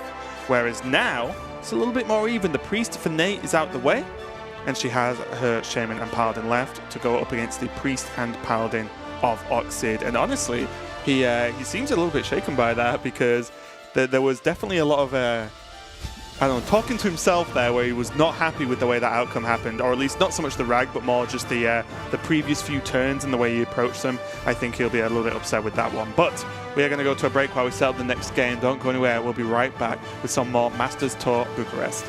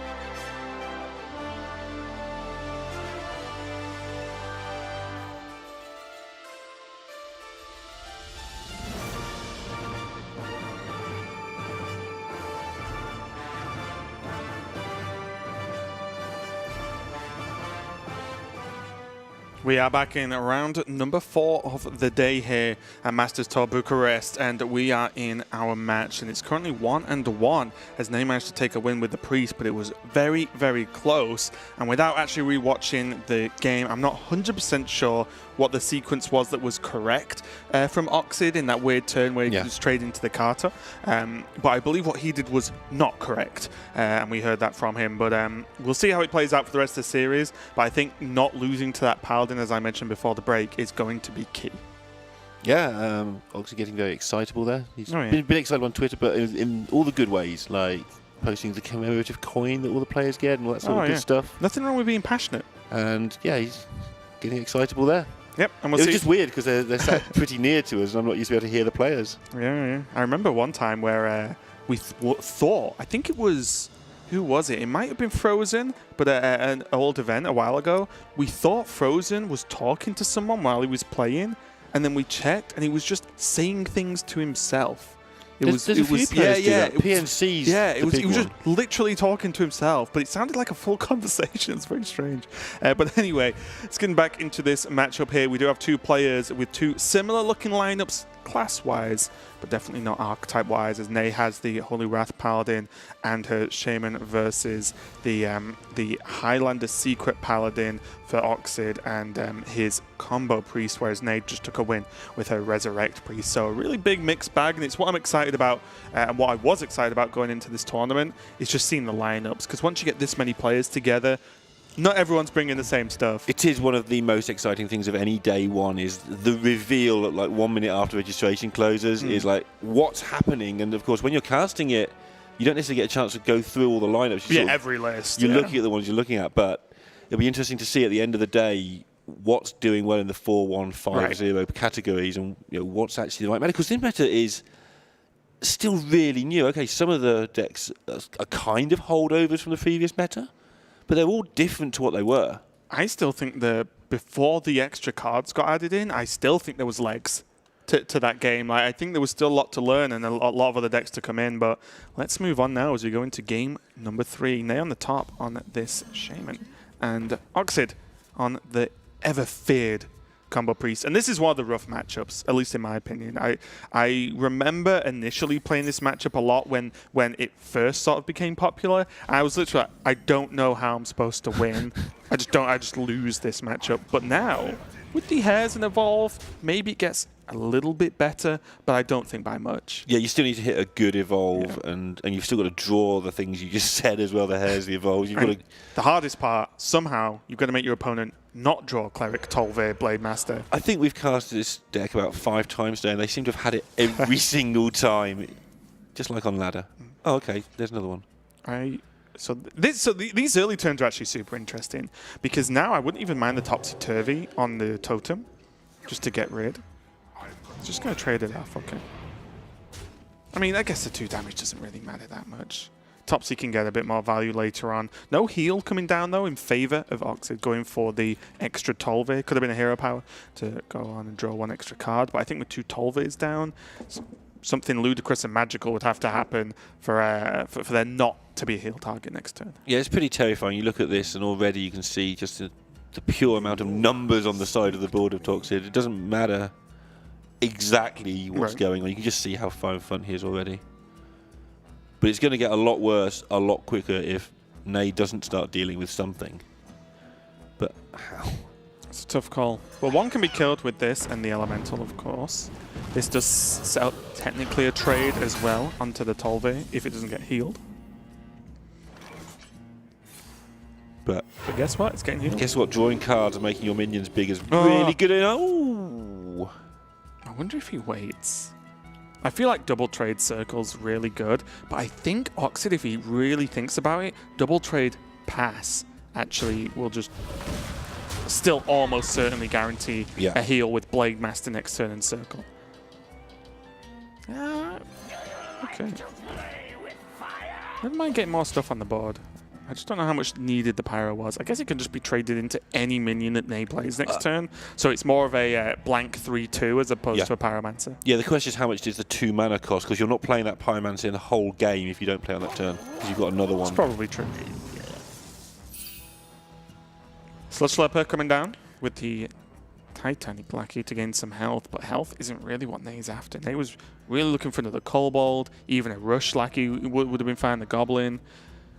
Anything, even Ethereal, because again, Hex, any AoE, a Scheme, an Earthquake can do something in this matchup sometimes. I mean, as you've described, you've got to play to get lucky. You don't get lucky unless you're sort of throwing things out there trying to get lucky. It's not the usual Hearthstone way, despite many, many, many memes on the subject, but sometimes you've got to just go. Just see what you can get. And now Ney can coin out the Kobold and kill either of the 2 health minions, and I actually would rate the Tolve as a higher threat, even though the Pyromancer on surface just wipes Nay's board if there's a circle or any spell. But I think the taunt's more of a threat than anything else. Again, she's not sure because she's done well to pick right there because the fact he played the Pyromancer's weird and suspicious because we weren't that excited about just getting the extra minion down the stats of the board. And she's got to divine that from the other side of the board, that there's not something even more weird and suspicious going on. Yeah, and don't get me wrong. Pyro or no Pyro, this is a fantastic turn. Gonna put the hero power in as well, so not really planning on playing anything else this turn. Oxid choosing to go with the hero power first to get that extra heal on. Don't mind it at all, but I also think that it was actually a waste, right? Because hero power means he can do nothing but circle. If he circles first, the Blade Master gets damaged. Yep. So you can at worst hero power the Blade Master. Whereas Nephicet, in some worlds, you know, depending on how you're feeling, might have been a just better play there. He would play into MCT, so there are that. But I just think that that heal always can happen no matter what. So just a small thing, but I think he could have just circled first there. Yeah, he's playing reasonably quickly, even though he's getting to the rope quite a lot. He seems to be just doing a lot of things in turns and making sure he's got the time to do them. Evolve, question mark. Evolve's such a cool card because there are so many varying degrees of when and how you should play it. I probably evolve way too often. I'm just like, I've got a board and I don't have hair in hand. Evolve. You know, honestly, that's generally how I play. And I know some players really want to hold on for Evolve being like the sickest Evolve in the world. I definitely think the middle ground is correct somewhere there. I think you've got to be really open, and it's easier said than done to assessing each situation of what it is, because there's such subtle differences between when to do it and when not. That the general rules, I guess I'm generally greedy, but you've got to change that sometimes. Suddenly now, like, this isn't lethal, right? So he'll go to 7. I hate counting this when Pyro's on board. I know, everything just... Divine Spirit will go to 14, 13. Yeah, it's not lethal yet, but it's basically a setup for lethal next turn, I think. And Nay... and he can draw a lot of cards. This could still be a lethal. Yeah, cards normally equal lethal in Priest. I think mainly because the Topsy-Turvy exists. Obviously, there wouldn't be enough mana to double Divine Spirit. There's double in a fire. So maybe... That's a lot of damage. Maybe one in it, maybe... Oh, trade, and then extra arms in a fire? Just play something in... I like extra arms in a fire. Face. That's a threat, and you still have Divine Spirit. Yeah. You've still got in a fire. There's still Topsy. There's still another extra arms. There's still most of your deck that you're going to draw next turn, probably. So I like this overall. And Nay, in a roundabout way, took a lot of damage and from that Pyro, even though I still do agree that I think killing the Tolvir was right at the time. No, I agree too. But Oxid made it happen. It's like, first of all, she could have killed the Pyro, which may not have been the right play, but secondly, he just got it out there and gave himself some more options, and look where he is now 3 turns later. Yeah, and even if we could rewind time, Nay kills the Pyro, well, then the Tolvir gets circled with the Blade Master, and there's 2 massive health minions on board. And I don't think they could have killed them either, so it's kind of just a problem no matter what. The extra Pyro, which he's never had chance to play. So how would the first one have been played? If it just was something to throw out there. It actually made a space in his hand as well as all the damage it's done. And now with heal, Topsy, Divine Spirit in a fire, this game is... Oh, there's many ways, but basically, this game's over, Lorinda. This game is indeed as long as... He spends 7 mana attacking his opponent somehow. Yeah, it's over in hand, right? Like, there are tons of ways he can do this. It doesn't matter. He can do this Topsy and then just Divine Spirit in a fire. Yeah. Done. Like, there are many, many ways he could go about this. This is fine. But as long as he did lock it in, and that means he's going to get a win with his combo Priest over Nay's Quest Chamber. And again, honestly, a result that is not too surprising. It's normally how the matchup gets played out. And I'll just reiterate, as you know, maybe people have forgotten how Conquest works sometimes, but you can take losses to 2 of your opponent's decks if their last deck is the one that you are so favored to beat, right? And that just comes back to my point a little bit earlier on, where I feel like the Secret Paladin, the Highlander Secret Paladin, is the deck for Nay to beat. Yep, and you said it, and so far she's beaten it once, she's got to beat it twice more. So you're exactly, whether she wins or loses, you were right, Raven. I do like being right sometimes. It's pretty cool.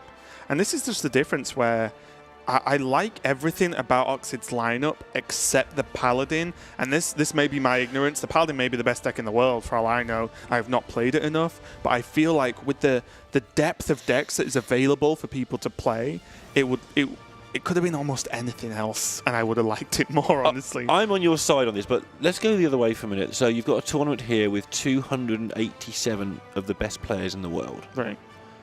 That's a hard tournament to win. I can agree with that. Bring a deck that, when it does its thing, is really good. Bring Rogue, then. You just kill someone. I mean, sure, but Paladin's in that category of it's not consistent. Sure. But do you want to be consistent and go 5 wins, 4 losses and not make the top 8? Or do you want to go, okay, I'm probably not as good as Hunter Ace, whoever I am, unless I'm Hunter Ace. Let's bring something that, hey, deal with this, Sunshine. 1, 2, 3, 4 face. Yeah, Draw 5 I secrets. never mind thinking outside the box to try and get some kind of edge in just the fact that people haven't practiced against this that much. But we'll see if the deck's good enough. And honestly, if you can draw like Oxid, and you just have Finley every game, you've got Risa every game, there's Secrets every game, including with Secret Keeper, then you know what? Best deck in the game. You got me. I know Viper used to talk about there's no point being consistent and going 5-4, 6-3 every tournament. Right. He was very much an advocate of I'm going to take a risk, and sometimes I'll just crash and burn and I'll look silly, and sometimes I'll make the top 16 and you'll look silly. Sometimes you just win the tournament. Yeah, right? And you'd rather do that than just keep coming 39th place and out of 200, which is fantastic. Wish I could come 39th place out of 280, but it's not enough to get you anywhere. Right.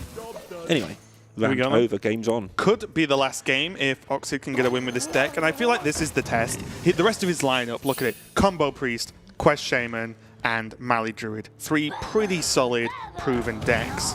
This one is the one, the wild card, so to speak. We haven't seen a straight-up weird deck yet, have we, today? There's usually something by now has turned up and everyone's going, like what is really this? out of there. Yeah. Zananan's APM Druid. But he's been playing that solidly since Bees was printed. Still weird. Yeah, that's fair. But he does love that deck. Yeah, he does. But this hero power going to have the improved rogue hero power, so weapon on demand for Oxid. Definitely a good choice. I think like Ping could have been better, although you can argue about health totals and mana usage on that one. But having a weapon that kills a lot of these Shaman minions is actually pretty sick. And there's now the mech set up too. Yeah, this is where he's drawn not spectacularly, but nicely. Oh really? I think it's great. I mean, it's a good draw. I want this draw, but it's not ridiculous. Okay.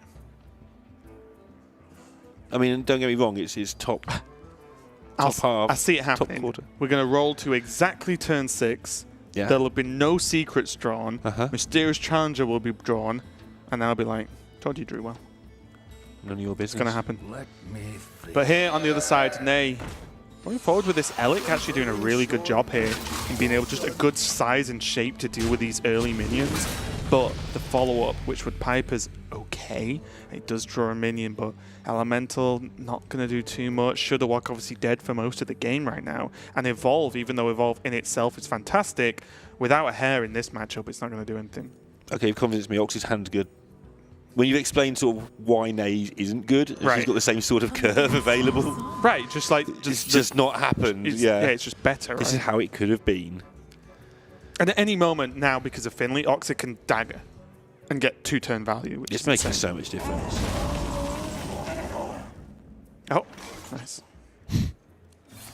I like this guy. I was going to say, this is a very I Raven could trade, play. or I could just Blessed of Kings, get him in the face. That was just so much you. Okay, well, there is a plan now with Sludge Slurper and Wasp being picked up. That's the best one as well to help chip some extra damage. This plan of yours needs to activate quickly. It normally does. What was that quest on then? 1, 2... Is it 3 out would of be 5? my Okay. very Now, ill-educated I'm guess now wondering for someone whether- who's watched the game. Yeah, I think this is just, you can't wait for Hero Power Wasp with the buff Hero Power, of course. I think this is just Lackey Wasp. They don't play equality, let's go. 5 out of 6. Just in case you can't see the screen from Okay. where you're sat.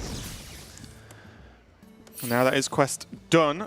it has some level of impact actually, because even Hero Power Elemental's pretty strong, especially if there's a 3-3 traded in here. So now this is just a 6-1 for Oxid. There is a way to buff it though with Ziliax. Yeah, suddenly both players can take care of each other's boards, not perfectly, but quite well. It's doable, right? And if that continues for any length of time, obviously the Shaman power would start to take over the game. Yeah. It's not anywhere near that stage yet, but it's getting there. I'm not sure what I think about this turn. Because you're literally dead, like your minion's dead on board. The heal does nothing because you're at 30.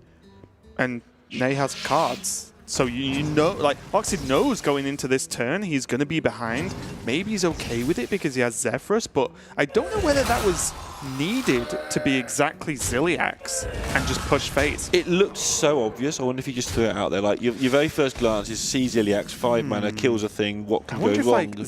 But the more you talk about that... Yeah, well, he didn't kill a thing. He just did random damage to face, right? So I wonder whether Ziliax separately could have ever been better. Obviously, we could see the Elemental, which meant that the Elemental kills off the other mech anyway. And he didn't seem to pay enough time to work out what Zephyrus could have done. I'm not saying he could have done anything. I'm just saying he didn't seem to process options there where there certainly would have been some. There would have been some, because it would have probably offered multi-shot, right? Yeah. Which isn't half bad on this board. Especially with the last stuff on the board still. And like, why? Okay, I'm getting a bit confused now. Because to me, the dagger doesn't do much, whereas Avenge, Mekaru, Risa would have been sick, right? Whatever dies, Avenge goes off and causes a problem. Mekaru's got Death Rattle as well. Maybe that was just worth doing a sticky board. And now what does he want for 2 mana? He wants Zephyrus to give him a good card. Betrayal? Hungry Crab is fine, but I cannot, for the life of me, believe this was the plan. Because now the dagger does nothing. He made this turn up as he went along, Lorinda. I mean, who does he think he is? I was watching him make it up as you go along, listening to you make it up as you went along. I'm trying to have my own thought.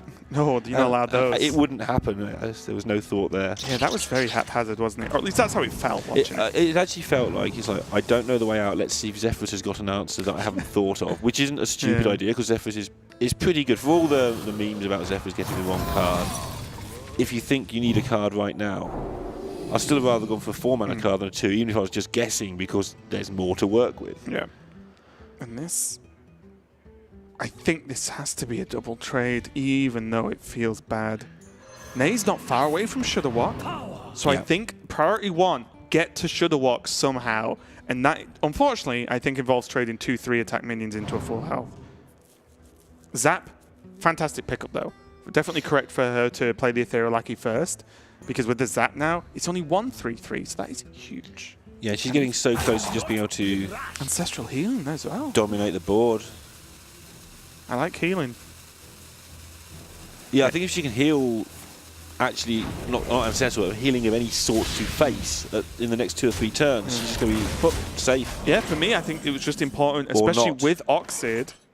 That's not lethal, is it? It's not, but I had to shut you up and start with Oxid having a dagger available, I think just Ancestral Healing on any minion is just like taunt it up.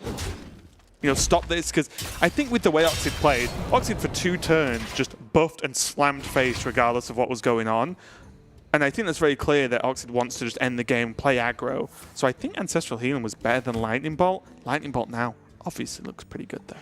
He had a poll in his Twitter actually about either what should I play or what would you play. My languaging isn't quite good enough. But aggro won over 4 options. Oh, really? Like, yeah, by a margin. It was aggro. Aggro or aggro. Yeah, it was like aggro. Or warrior. Yeah. Aggro did well in that part. Lightning Bolt going to come in clutch here, killing off the Risa. We can see, though, this is just a matter of time if Ney cannot heal or taunt, and there's been no Life Drinkers played this game, which means Shudderwock does not bail her out on the turn that Shudderwock is played. So again, I think Ethereal Lackey's priority, healing in any way, shape or form is priority. And yeah, I don't know about this. It's great having a board, but if you're dead, it doesn't matter. Okay, so but if you made the decision that you're going to be dead because I can't find a way out, then making a board so you can survive next turns. 2 goes at spells to heal is pretty sick. Oh, the rag attack. Going wide plays around this. Healing plays around, not and down that to 8 card's damage been as in well. his hand for a while.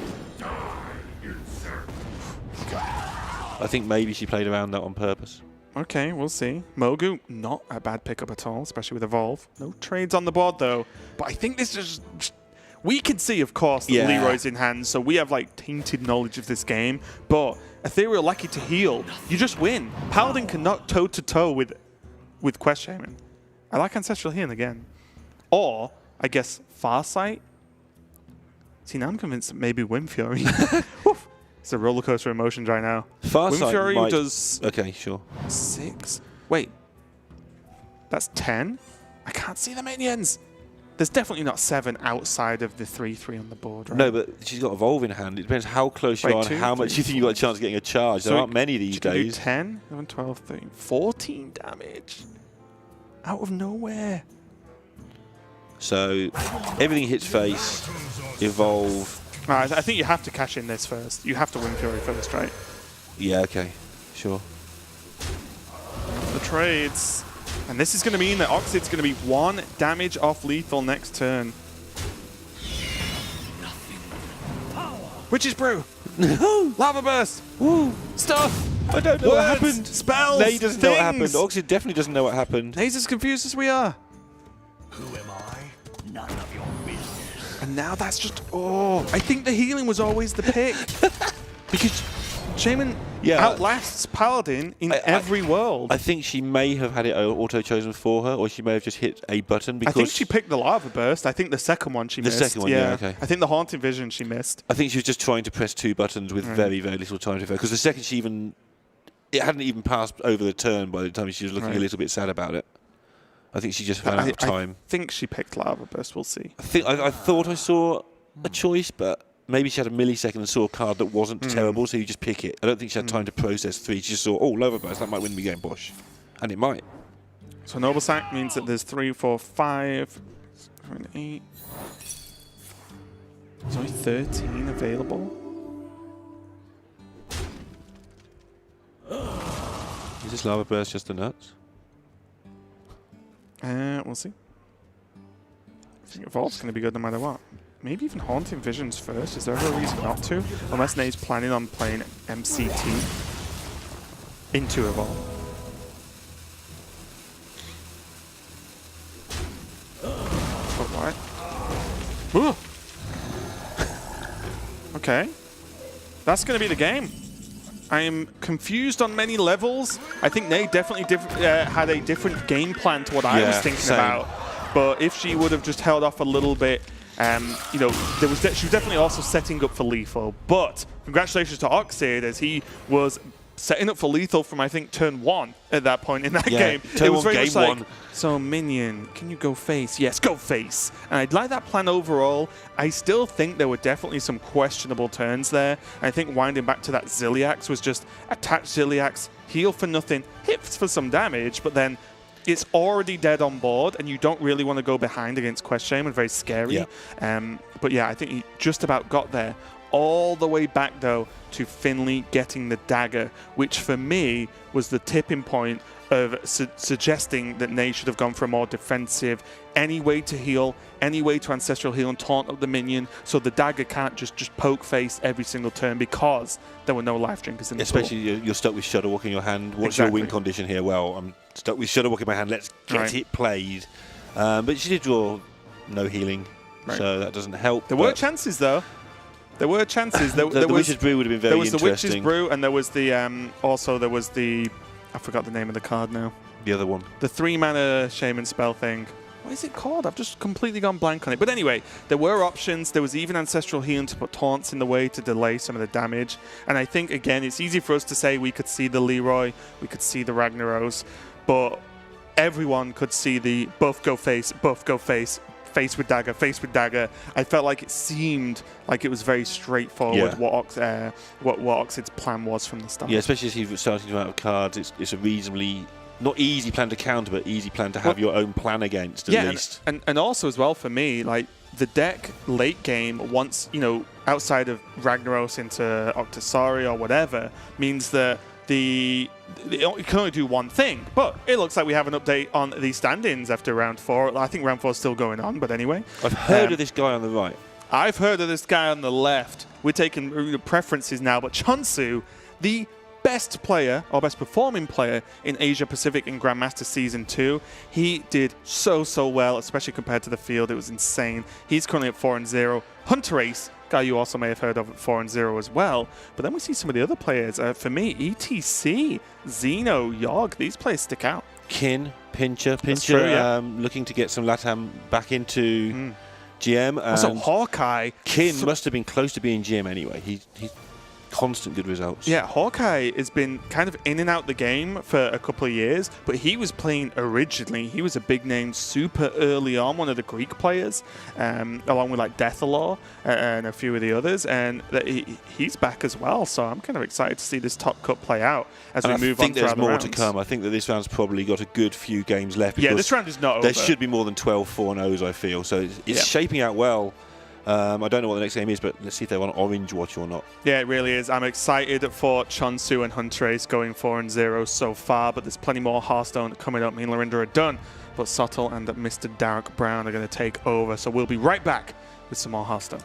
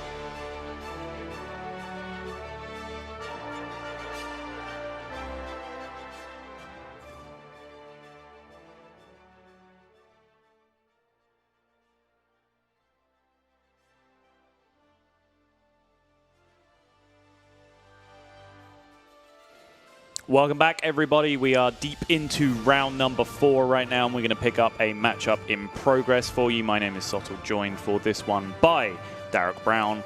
And we have, I believe, the first clash, Grandmaster versus Grandmaster, that we've had for the very least on stream between two of these players here, Orange versus Muzzy. And I just realized I've broken everyone's heart around the world immediately, as Orange, of course, Classic as of faux right pas. now, is no longer a Grandmaster. But that could change very quickly, because both of these players are going into this matchup 3-0 on record. And as we've mentioned several times, essentially, this tournament is a winning in to Grandmasters. Europe is the one region where that might potentially not be the case. But if Orange can keep another streak going, he could have that opportunity to bounce back immediately into that Grandmasters division. And just talking to him outside in the breaks, you can feel how much it means to him. Right. He's keeping a straight face about the whole thing. He's saying he's enjoyed being with friends. It's boosted his morale a little bit, but he's hungry for this win. And so far, it's been going pretty well for him. I didn't check if he was 2-1 or 3-0. I think it was 3-0. Him and Muzzy were both Yeah, I think they're both going 3-0, into this. yeah. Yeah. Yep. And they were actually practicing together. It's not only both Grandmasters and former Grandmasters that both of these players are. They were practicing for a long week together before here in Bucharest, but they ended up with slightly different lineups nonetheless. They did, yeah. It's Shaman, Priest, Rogue, Paladin on Orange's side, and it is Rogue, Warrior, Shaman, Priest on Muzzy's side. And you can see here, we are joining this one in progress. Muzzy currently has a 2-0 lead. Let's give you a little bit of housekeeping. It's the Rogue that is banned on Orange's side, and Muzzy has had his Shaman banned. I think all pretty expected stuff. Orange went into this bringing the Rogue, definitely expecting to ban Shaman. It was pretty much my experience on ladder practicing with Rogue is, hey, this beats everything except Shaman, Sure. against which it gets dumpstered. The Highlander Aggro Warrior coming out from the Muzz, though, which is a little bit unexpected. Wouldn't really bank on seeing that deck coming out from, you know, this practice group that was just essentially a bunch of the very best players in the world putting things together. But it is a deck that I have put some time into when we started just to see a little hint of it coming into Grandmasters. And both of the Highlander aggro decks, really the Paladin and the Warrior, I think are perhaps a little bit underrepresented in terms of how successful they are, at least in reported ladder stats, even if it hasn't quite lived up to that in like high-level play. I completely agree, and it was super enlightening hanging with Muzzy and Sane and those guys when they arrived at the hotel just before the event started, because they were talking about their lineup, and I'm not trying to give away too many secrets. They knew that there was Shaman and Priest was being brought. That was always going to happen in their lineup. And they were talking about the fourth deck that they wanted to bring after they decided on Rogue as well, and they just weren't sure. They just had no idea what the best way to go for. Is it Highlander Hunter, Highlander Paladin, or Highlander Warrior? And it seems like a pretty big split, with the Priest going the way of Orange and Hunter Ace, I think, whereas Muzzy and Tyler going with the Warrior. Yeah, it's one of the ways that you do know that they have struggled to really find like the lineup coming into this, because all of them, despite spending the last almost 2 weeks together at this point, like they still haven't nailed down that final lineup that they're all just happy to bring. Still a lot of discrepancy, still a lot of split opinions between them. And now we're getting to the stage that because they are all having success, they are having to clash up against each other in the tournament.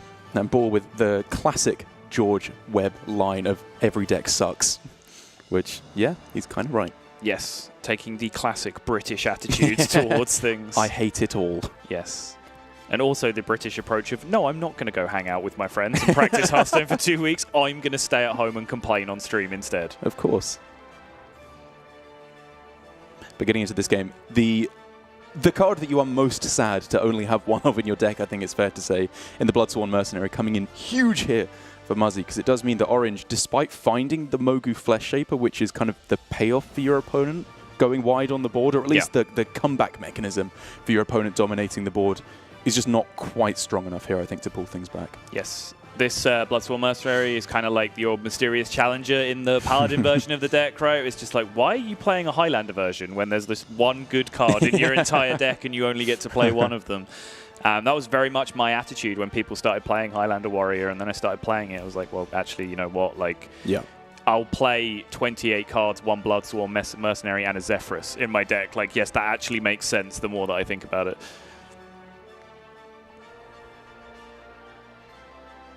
Bloodrift Brave, one of the more innocuous cards coming back in from the Doom and the Tomb rotation. Hasn't had a huge impact as much as Kurn or N'Zoth or any of these big heavy hitters have, but it sits in a nice slot in a couple of decks, this being one of them. Yeah, I think it's perfectly good. Just anything that you can throw down in the mid-game that doesn't instantly die to some kind of a Mogu play is a tick at the moment. And anything like additional upside, if it gets a payoff from getting enraged or damaged in any way, then yep, sure, you're absolutely signing up for that when you play that Bloodsworn Mercenary and all those damage effects in your deck as well. Oh, yes.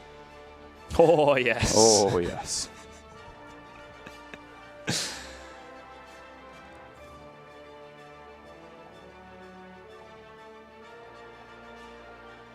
Muzzy deliberating over these trades, or potentially lack of, I guess. It's really just how much he wants to play for aggression through to face versus board control, because it's always a difficult question against Quest Shaman specifically, because they scale so fantastically into the late game if they get any of their draw. But you also have to, of course, be very careful about just ignoring minions and pushing face, because that makes their Mogus cheaper. It allows them to often get off MCTs as well if you go too wide on the board. So I think for the most part here for Muzzy, I like him utilizing his cards that are often equal more damage to face in a rage hit, just to clear off minions and keep board control as hard as possible, because I think this will likely equal out that it ends up with giving him more damage in the long run anyway. Yeah, I mean, in a weird way, like that Inner Rage kind of did 3 damage to face that turn anyway, right? By like not having to trade it, so he's kind of already paid that off. It's not quite true, because he could have just like bust open the Restless Mummy and used that twice, but again, having the Reborn guy on board, as you were saying, kind of consolidates more damage over time anyway. Worth noting as well that Orange, like the maverick, the rebel that he is, almost everyone else in the practice group that has brought your Shaman, we shall say, to this tournament, the Token Shaman, whereas Orange has ended up here on the Quest Shaman. So he, like, still, again, just goes to show that not a massive consensus coming out from all the time put in that practice leading up to this event from all of these players. And honestly, I don't hate this version of Shaman at all. Yes, you do, Derek. Oh, sorry. I mean, I would never dream of dirtying myself by playing it. That is the storyline, and we are sticking to it. All right. Do you know how easy it is to do well with the Shaman deck? Like, I don't even particularly like it. I just like winning. Yes. I very much sympathize. That was essentially me and Priest last season. It's like, what? I've got 3 digits next to my name. Oh, God, let's play some Priest. There we go. Top 50 again. Right, let's play something else. Yeah. It was very difficult trying to shield the fact that I've been given the tip that lots of players were going to bring Rogue when I switched my deck for the first time in like 3 weeks, and everyone specking me had to be like, why are you playing this trash? And I'm like, just like it. Yeah. No reason. I miss backstab. Absolutely no research purposes whatsoever. Muzzy here, I think, really just going to be trying to get the damage through to face as much as possible here while sticking the minions in play. It plays into MCT, but I think it's at that point where it's not that bad, and he's not winning the game by playing 3 minions for the whole time, because that's when you get into the point of Quest Shaman dominating the late game. You've got to move with a bit of pep in your step. For sure. And since Quest is about to be activated here, like 4 minions isn't even the end of the world. It's about the point of the game, like you're saying. It's the point of the game where you don't want to have exactly 5 in play. Like that's the number that you want to be playing around at this point. Wow, that is... That's all right. It's a lot of draw. It's fairly medium, yeah. It's a lot of stats, but it's like having multiple minions that can't attack here is actually quite annoying when you are trying to like wrestle back board control. Just 1 too many free trades here if Muzzy wants them, or if Muzzy decides to just be aggressive instead, it's 1 too many minions that don't really come back and contest. So what's the game plan now for Muzz? How does he transition into the late game? Is it still keeping up with the board control approach, or is it accepting this is too much now? I have to push face and hope that gets there. Well, that Octasari did just suddenly give him hope, right? Like, if he hadn't have drawn that Octasari this turn, I would have said yes. Without a moment's hesitation, he needs to start pushing some damage to face, because he's about to start getting outvalued massively. Now that Octasari is in hand, I think he can afford to just play 1-for-1 for a little bit longer, because unless it's a randomly generated card coming out from an Ethereal Lackey or something similar, that Octasari is usually going to hit pay dirt against Quest Shaman. Check if Orange does have any particular tech for dealing with it. I do not see an Earth Shock. I do not see a Plague of Murloc, so it looks like that is going to draw some cards if it does come down. Dude, did you see that Tom was playing Plague of Murlocs in Token Shaman, just in the Overload version? Like I did see that, the one that I was playing. Seems so weird. Yeah. I did think about it at one point, because it does kind of have some level of natural synergy with the Desert Hare, right? It's true. It's still something that you can do if you do get one of those like stuck clunky hands. And again, if you're coming to a tournament where you're expecting to see Priest on the other side, like a card that ruins them that has some upside for you, like it seems reasonable. Slightly less exciting when you do the Thunderhead board instead. Like no, that one doesn't seem quite as good. I like that board.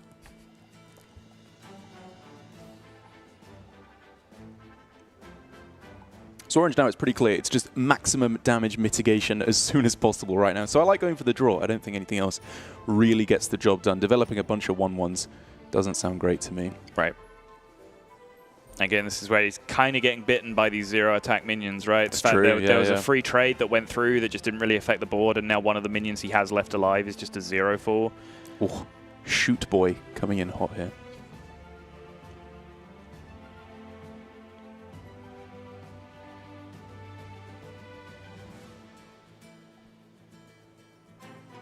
You're killing the 5/4, right? Just taking a moment. Well, do you? It was about to be my question. Get a double trade.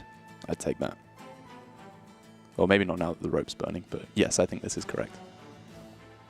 Oh, yeah, gets more damage. The reborn punish. Yeah. Orange, not like this.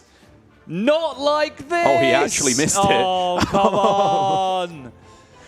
I do think that was a tough decision, and he did act quickly. There was just a series of breakpoints where he had to reevaluate his decision, and I do think the decision at the end to like kill the Darius or the 5/4 was like a genuine thinker. It was worth pausing and thinking about, but there's no excuse. You have to ration your time well. It is one of the things that is important in high-level Hearthstone.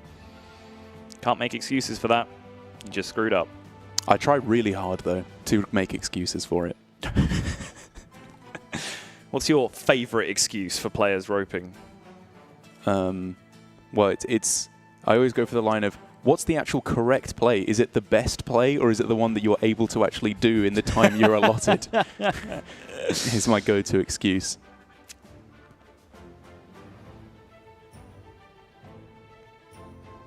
Orange still in a pretty reasonable position, though, regardless. 24 health is plenty to play with right now. This is why I can never play Darius Crowley, because I would just keep trading that minion forever until it just keeps growing and growing and growing. I never go face with it. It's just shade of Naxxramas syndrome. We're like, well, just one more turn, and then I might think about attacking with it. I actually had that. I was playing my first arena in months the other day, and I got shade, and I was like, oh, just one more. Go on. But if I leave it again, it'll be able to trade against the 5/5. Orange might not know that he needs a Hex or an Earthshock right now. These are all pretty good. Okay, I guess if he had an answer to the Darius, we'd probably be looking at Feral Spirits, but just to freeze it for a turn while he wrestles things back, this looks good. Yep. Play a bunch of stats with the Desert Hare Evolve and then freeze the Crowley, deal with it next turn. Makes sense to me. This is insane.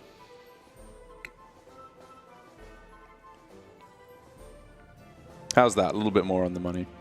That's actually not that good. Good enough, though, I think, for Orange here. Yep.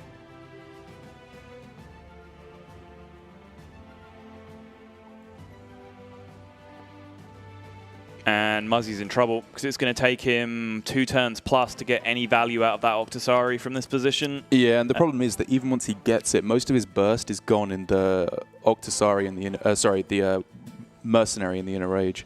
Ah, yes, the Octosari Inner Rage Mercenary combo, where you draw 16 cards. Yes, that's precisely what I meant. That is a lot of burst damage, just usually not in the direction that you're hoping for. Yeah, I'll go with the Raven special of, I'm not wrong. If you don't think about it, it makes perfect sense. Wow. Blurring the lines between Raven and Admirable now. Just don't even know which former partner of mine you're doing impressions of anymore. Muzzy starting to look various shades of dead this game. Yeah, I'm not really seeing anything for him to pull his way back here. Even off the 8 cards he'd be able to draw. Like, we're looking at crazy powerful turns. Maybe Zephyrus, you know, if he's able to get the kill on Octosari and then find Zephyrus. It's always the possible out. Yes. But again, like, Orange just has like a 2-turn clock pretty much on Muzzy from here, as long as he is smart with his board space allocation. Which I feel like he maybe wasn't. He wants to deal the 6 right now and just have one space open for the Life Drinker next turn. I think this makes sense. I'm on board with that.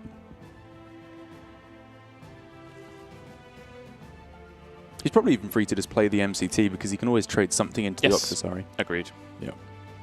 Cool.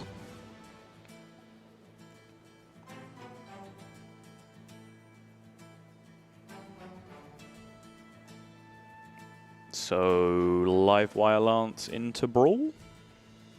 That sounds good to me. Certainly don't have a better plan. Yeah. Wrench Caliber has no outs. Sylvanas, no chance. Might as well swing face. I'm not sure what additional I don't outs think there's that anything opens else, up, but yeah. I imagine Muzzy has thought of something. He's a very smart boy. Nosdormu. Sure.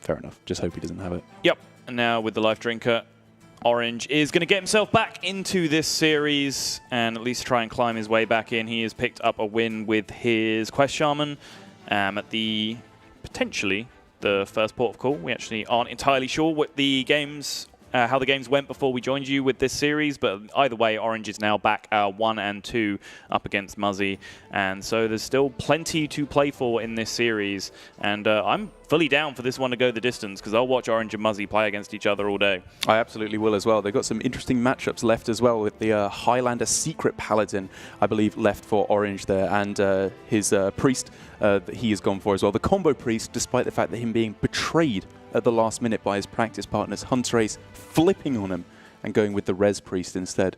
Hunterace, of all people, not on combo Priest. An absolute Can you traitor. imagine? Disown that man immediately. Honestly, I thought these guys were friends. So did I, and yet here we are. It's just going to break my heart like that. Wait, so what happened? Like, they were on Combo Priest, and then Hunterace just decided Res Priest last minute and didn't tell anyone? Is that what you're saying? That's the way he made it sound to me. Right, okay. Sorry, we don't all have your inner circle privileges with Casper, Hunterace, Notto. It was Orange that told me that. Oh, was it? Okay. Yeah, he was All saying right, he fair felt enough. betrayed. Casper's not been saying anything. He's just been walking around miserable despite going 4-0. I don't know what more he could possibly want at this point. He made one misplay in the whole tournament and he's Unforgivable. upset. Yeah. I think, honestly, if Hunterace misplays, he should be forced to forfeit all matches from that point onwards. We expect only perfection from Hunterace. Seriously, when I was watching him in the player lounge and he was like, don't watch this next game, I played horribly. The play I thought he played that was horrible was he thought the best play he made that game. I didn't even realize what the mistake was. Derek's just stood there like, wow, yeah, that was terrible. And Hunterace is just like, but That won the game. I really liked that play. It's so mean. Yeah. Why do people like you, Derek? I don't understand. Whoa! Whoa! It's an excellent question. I'm still trying to figure it out. So the Secret Paladin is going to come out from Orange here, or the Highlander Paladin, whichever way you want to look at it. Mekaru opening curve does have Zephyrus early on, does find the Christology as well, and Redemption in the opener. If you're going to draw a secret, I feel like Redemption and Avenge are like the most powerful ones that you can have in a lot of hands. Yeah, I like the sound of that. The number 1 and number 2 highest win rate cards. Sign me up. And even Sandwasp Queen is always surprisingly high up. It's a lot better of a card than I originally thought it was. Yeah. According to the numbers. Yeah, it's just a good card somehow. Yeah. I mean, the Highlander Paladin previous to this, like you were playing Magic Carpet, so it was a card that was like, I saw it in the deck, I was like, oh wow, this card's in the deck. And I was like, oh, there's Magic Carpet, that makes sense. And then suddenly the Magic Carpet's gone, and then the Sandwasp team remains, and it's still posting, like you said, high stats and high win rates. So it's just a lot of stuff in one card, right? Like I think we've learned that lesson over time, that fairly innocuous looking things like Firefly, for example, that are just a lot of things in one card, just end up being pretty reasonable. And I think we can both agree that for at least the first few turns, the Warrior does not have enough burst in the deck to ignore board control. So this instance for Muzzy is a situation of having to win back the board if he's going to have any chance, I think. Which is kind of interesting here. Upgrade is not actually that bad here, just to start wrestling back against the board. Sure. But he could, of course, just go for the improved morale instead for an extra lackey on the next turn. But I guess given that his mana is spoken for probably on turns 4, 5, and 6, yes, I like getting something that's just immediately better. Exactly. I think, as you said, because he has a 4, a 5, and a 6, essentially this upgrade is also in play for all of those turns, where he's not going to spend any mana, and then essentially just breaks on the perfect turn for him to then Soul Thraze afterwards if he doesn't draw anything else. I think this lines up pretty well. This was obviously a bit of a gamble because he wasn't sure if it was the Avenge or the Resurrection, but I think his thought process was probably with the Restless Mummy. He's got an answer to an Avenge anyway. Yes. So just get swinging with the weapon. Yeah, crucially, he did know that it wasn't Never Surrender because he started the turn with the Improved Morale, which I think that would be the absolute disaster in that position. That's true. Or get down as well because he swung with the weapon.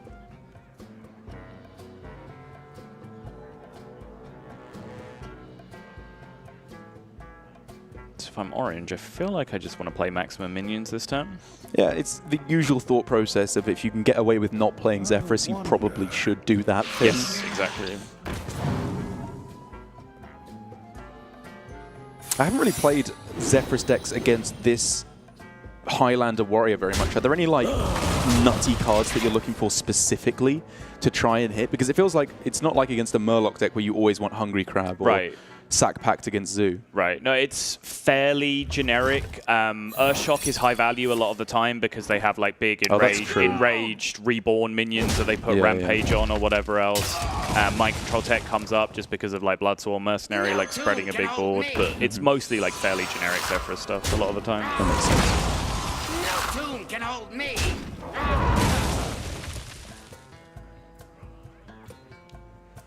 It's a weird game for Muzzy, where his deck, despite being pretty clearly an aggro deck, has transitioned very well into being a reactive deck, actually. The Restless Mummy was insane here. Even just basically a Light's Justice on the upgrade was perfectly good to fight back against what the Paladin does here. Yeah, it's one of the reasons why I did like this deck when I was trying it out, is that it is very, very flexible, like not only on like a matchup by matchup basis, but also just like, oh, okay, I drew a slower hand than my opponent this game. Like, I will just be the control deck this game. And I think it is quite well equipped to do that, especially like a lot of builds. This one included, Muzzy is actually playing a copy of Brawl in his deck. He is not playing the Warpath. He appears to be playing an Execute in that spot instead. But still, like you said, just a bunch of weapons, some decent removal spells, and, you know, a Brawl and a Warpath in a lot of lists. Like, yeah, that's a deck that can play control a lot of the time if you draw a slower hand. I feel like you and I are the casters that constantly get shown up by these kind of dumb, just card Reno decks that keep popping up. Like, they should be terrible, but they're just not somehow. Yes. Like, this deck is not good, but it just is. No, I completely agree with you. It was my absolute instinct with Highlander Secret Paladin as well. And someone said to me, like, hey, check HS Replay what the top deck is. It's like Highlander Secret Paladin. I was like, shut up. No, it isn't. Stop, like, change your filter away from rank 20 and then come back to me. And then, no, lo and behold, there it is. Actually, like, even in High Legend, like, the highest win rate deck. And so I sort of looked at it as like, nah, that has to be trash. I'll wait a week and then it will disappear. And then it just didn't. It's just still there. It's just a good deck. Witchwood Grizzly have to imagine looking fairly spicy, given that you know that at least 2 of their cards in their hand are Wasp and Coin, and therefore going to come down very, very quickly and make the hand even smaller. He just wants immediate tempo. Just want something to play this turn. I can kind of get behind that as well. That's one thing that you do have to learn about Highlander Warrior quite quickly, is that pressing your hero power is actually illegal. It's awful. Just so bad. There is nothing in the deck that pays it off. You are actually just floating mana. If you lose the board, you're going to die anyway. Like, at best, your armor buys you like 1 more turn to draw a Zephyrus or whatever, like gets you out of trouble. So just making sure you spend your mana every turn on cards is actually extremely important. Whereas in Shaman, pressing your hero power is the nuts. What's been the win rate of the Token Shaman today, Derek? Have you been keeping track? I've not been keeping track. Probably amazing, though. Actually, it's probably been like 100% because one player's been allowed to play it and they won with it. Sure.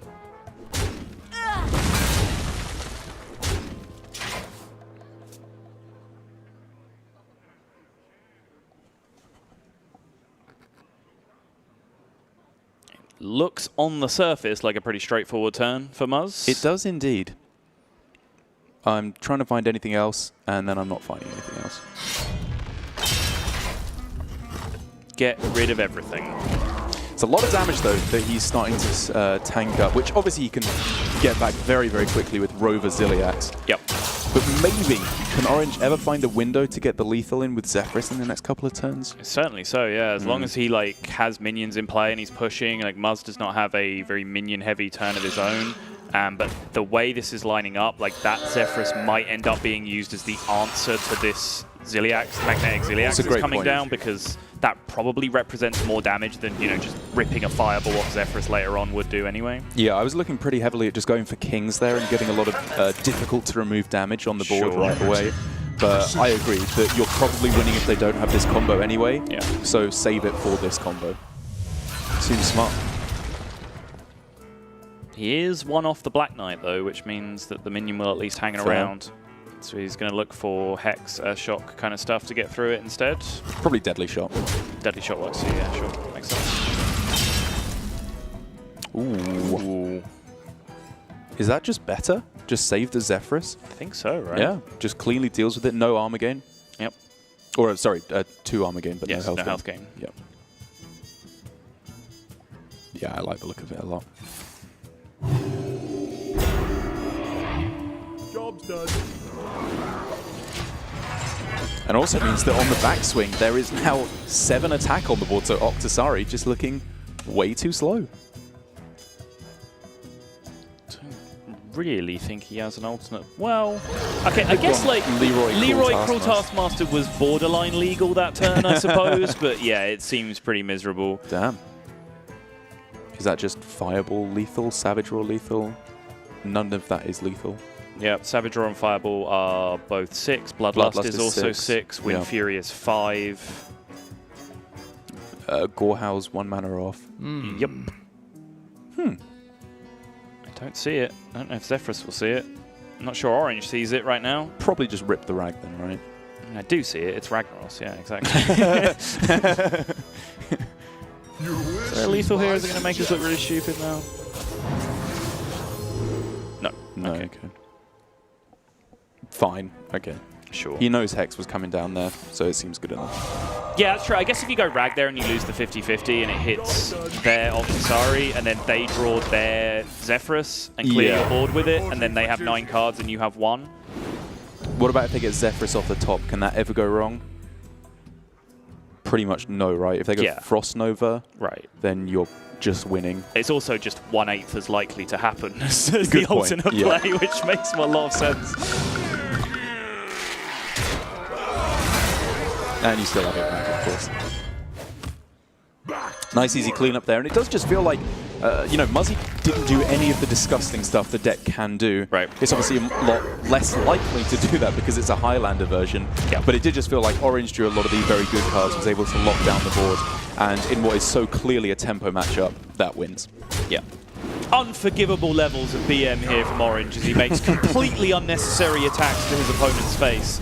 And Rag was on board anyway. Dude, he's faced 2 Octasaris in a row. I think he's allowed to have a little bit of anti-BM. Yeah, I mean, neither of them drew cards. Like, what's he complaining about? That's fair. He's dealt with them both very efficiently and is also dealing with the situation of being 2-0 down very efficiently as he, quick as a flash, gets himself back up to 2-2. And he is now sat on, I believe, the Priest remaining that he has to win with. And one of the reasons, honestly, why I started to like see the light with these Highlander aggro decks is that I think they get as close in the like pre-Doom in the Tomb shake-up meta, they got as close to like having good matchups against Priest as anything in the game, right? Like, there's like certain builds of Control Warrior, like the most removal heavy builds of Control Warrior that you could build were like maybe 52, 53%, and then behind that, like these Highlander aggro decks are like probably somewhere around 50-50 against Priest. So I think, you know, when you're playing an aggressive deck that can get on board early, has weapons to kill minions with, and then just also plays Brawl in their deck, like, yeah, that's a lot of ways that you can potentially end up beating Priest. Yeah, I think a lot of them have good game as well. We saw the secret Highlander Hunter doing very, very well in APAC against Priest, which was maybe due to how good the deck is, maybe due to how the Priest was being played as well. But it's got game against the Priest, for sure. Well, we are going to leave you hanging on the result of this series because we do have to go to a very quick break. But do not go anywhere, guys, because the finale of Muzzy versus Orange is coming up right after this.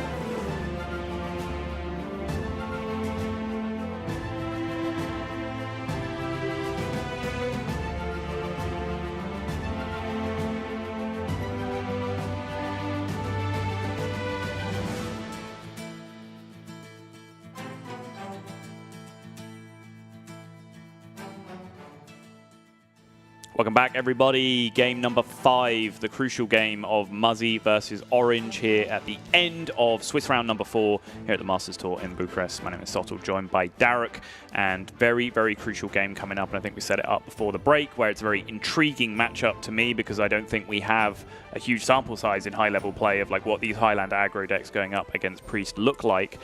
So I'm very much looking forward to seeing two of the world's best playing it out. Yeah, as with all Priest versus this is good against Priest decks, I have the sneaking suspicion it's not, and Priest will just dumpster it if you know what you're doing against it. Yes. Often it has to come through plays that seem incredibly unintuitive, like holding back your minions at the start of the game so they're not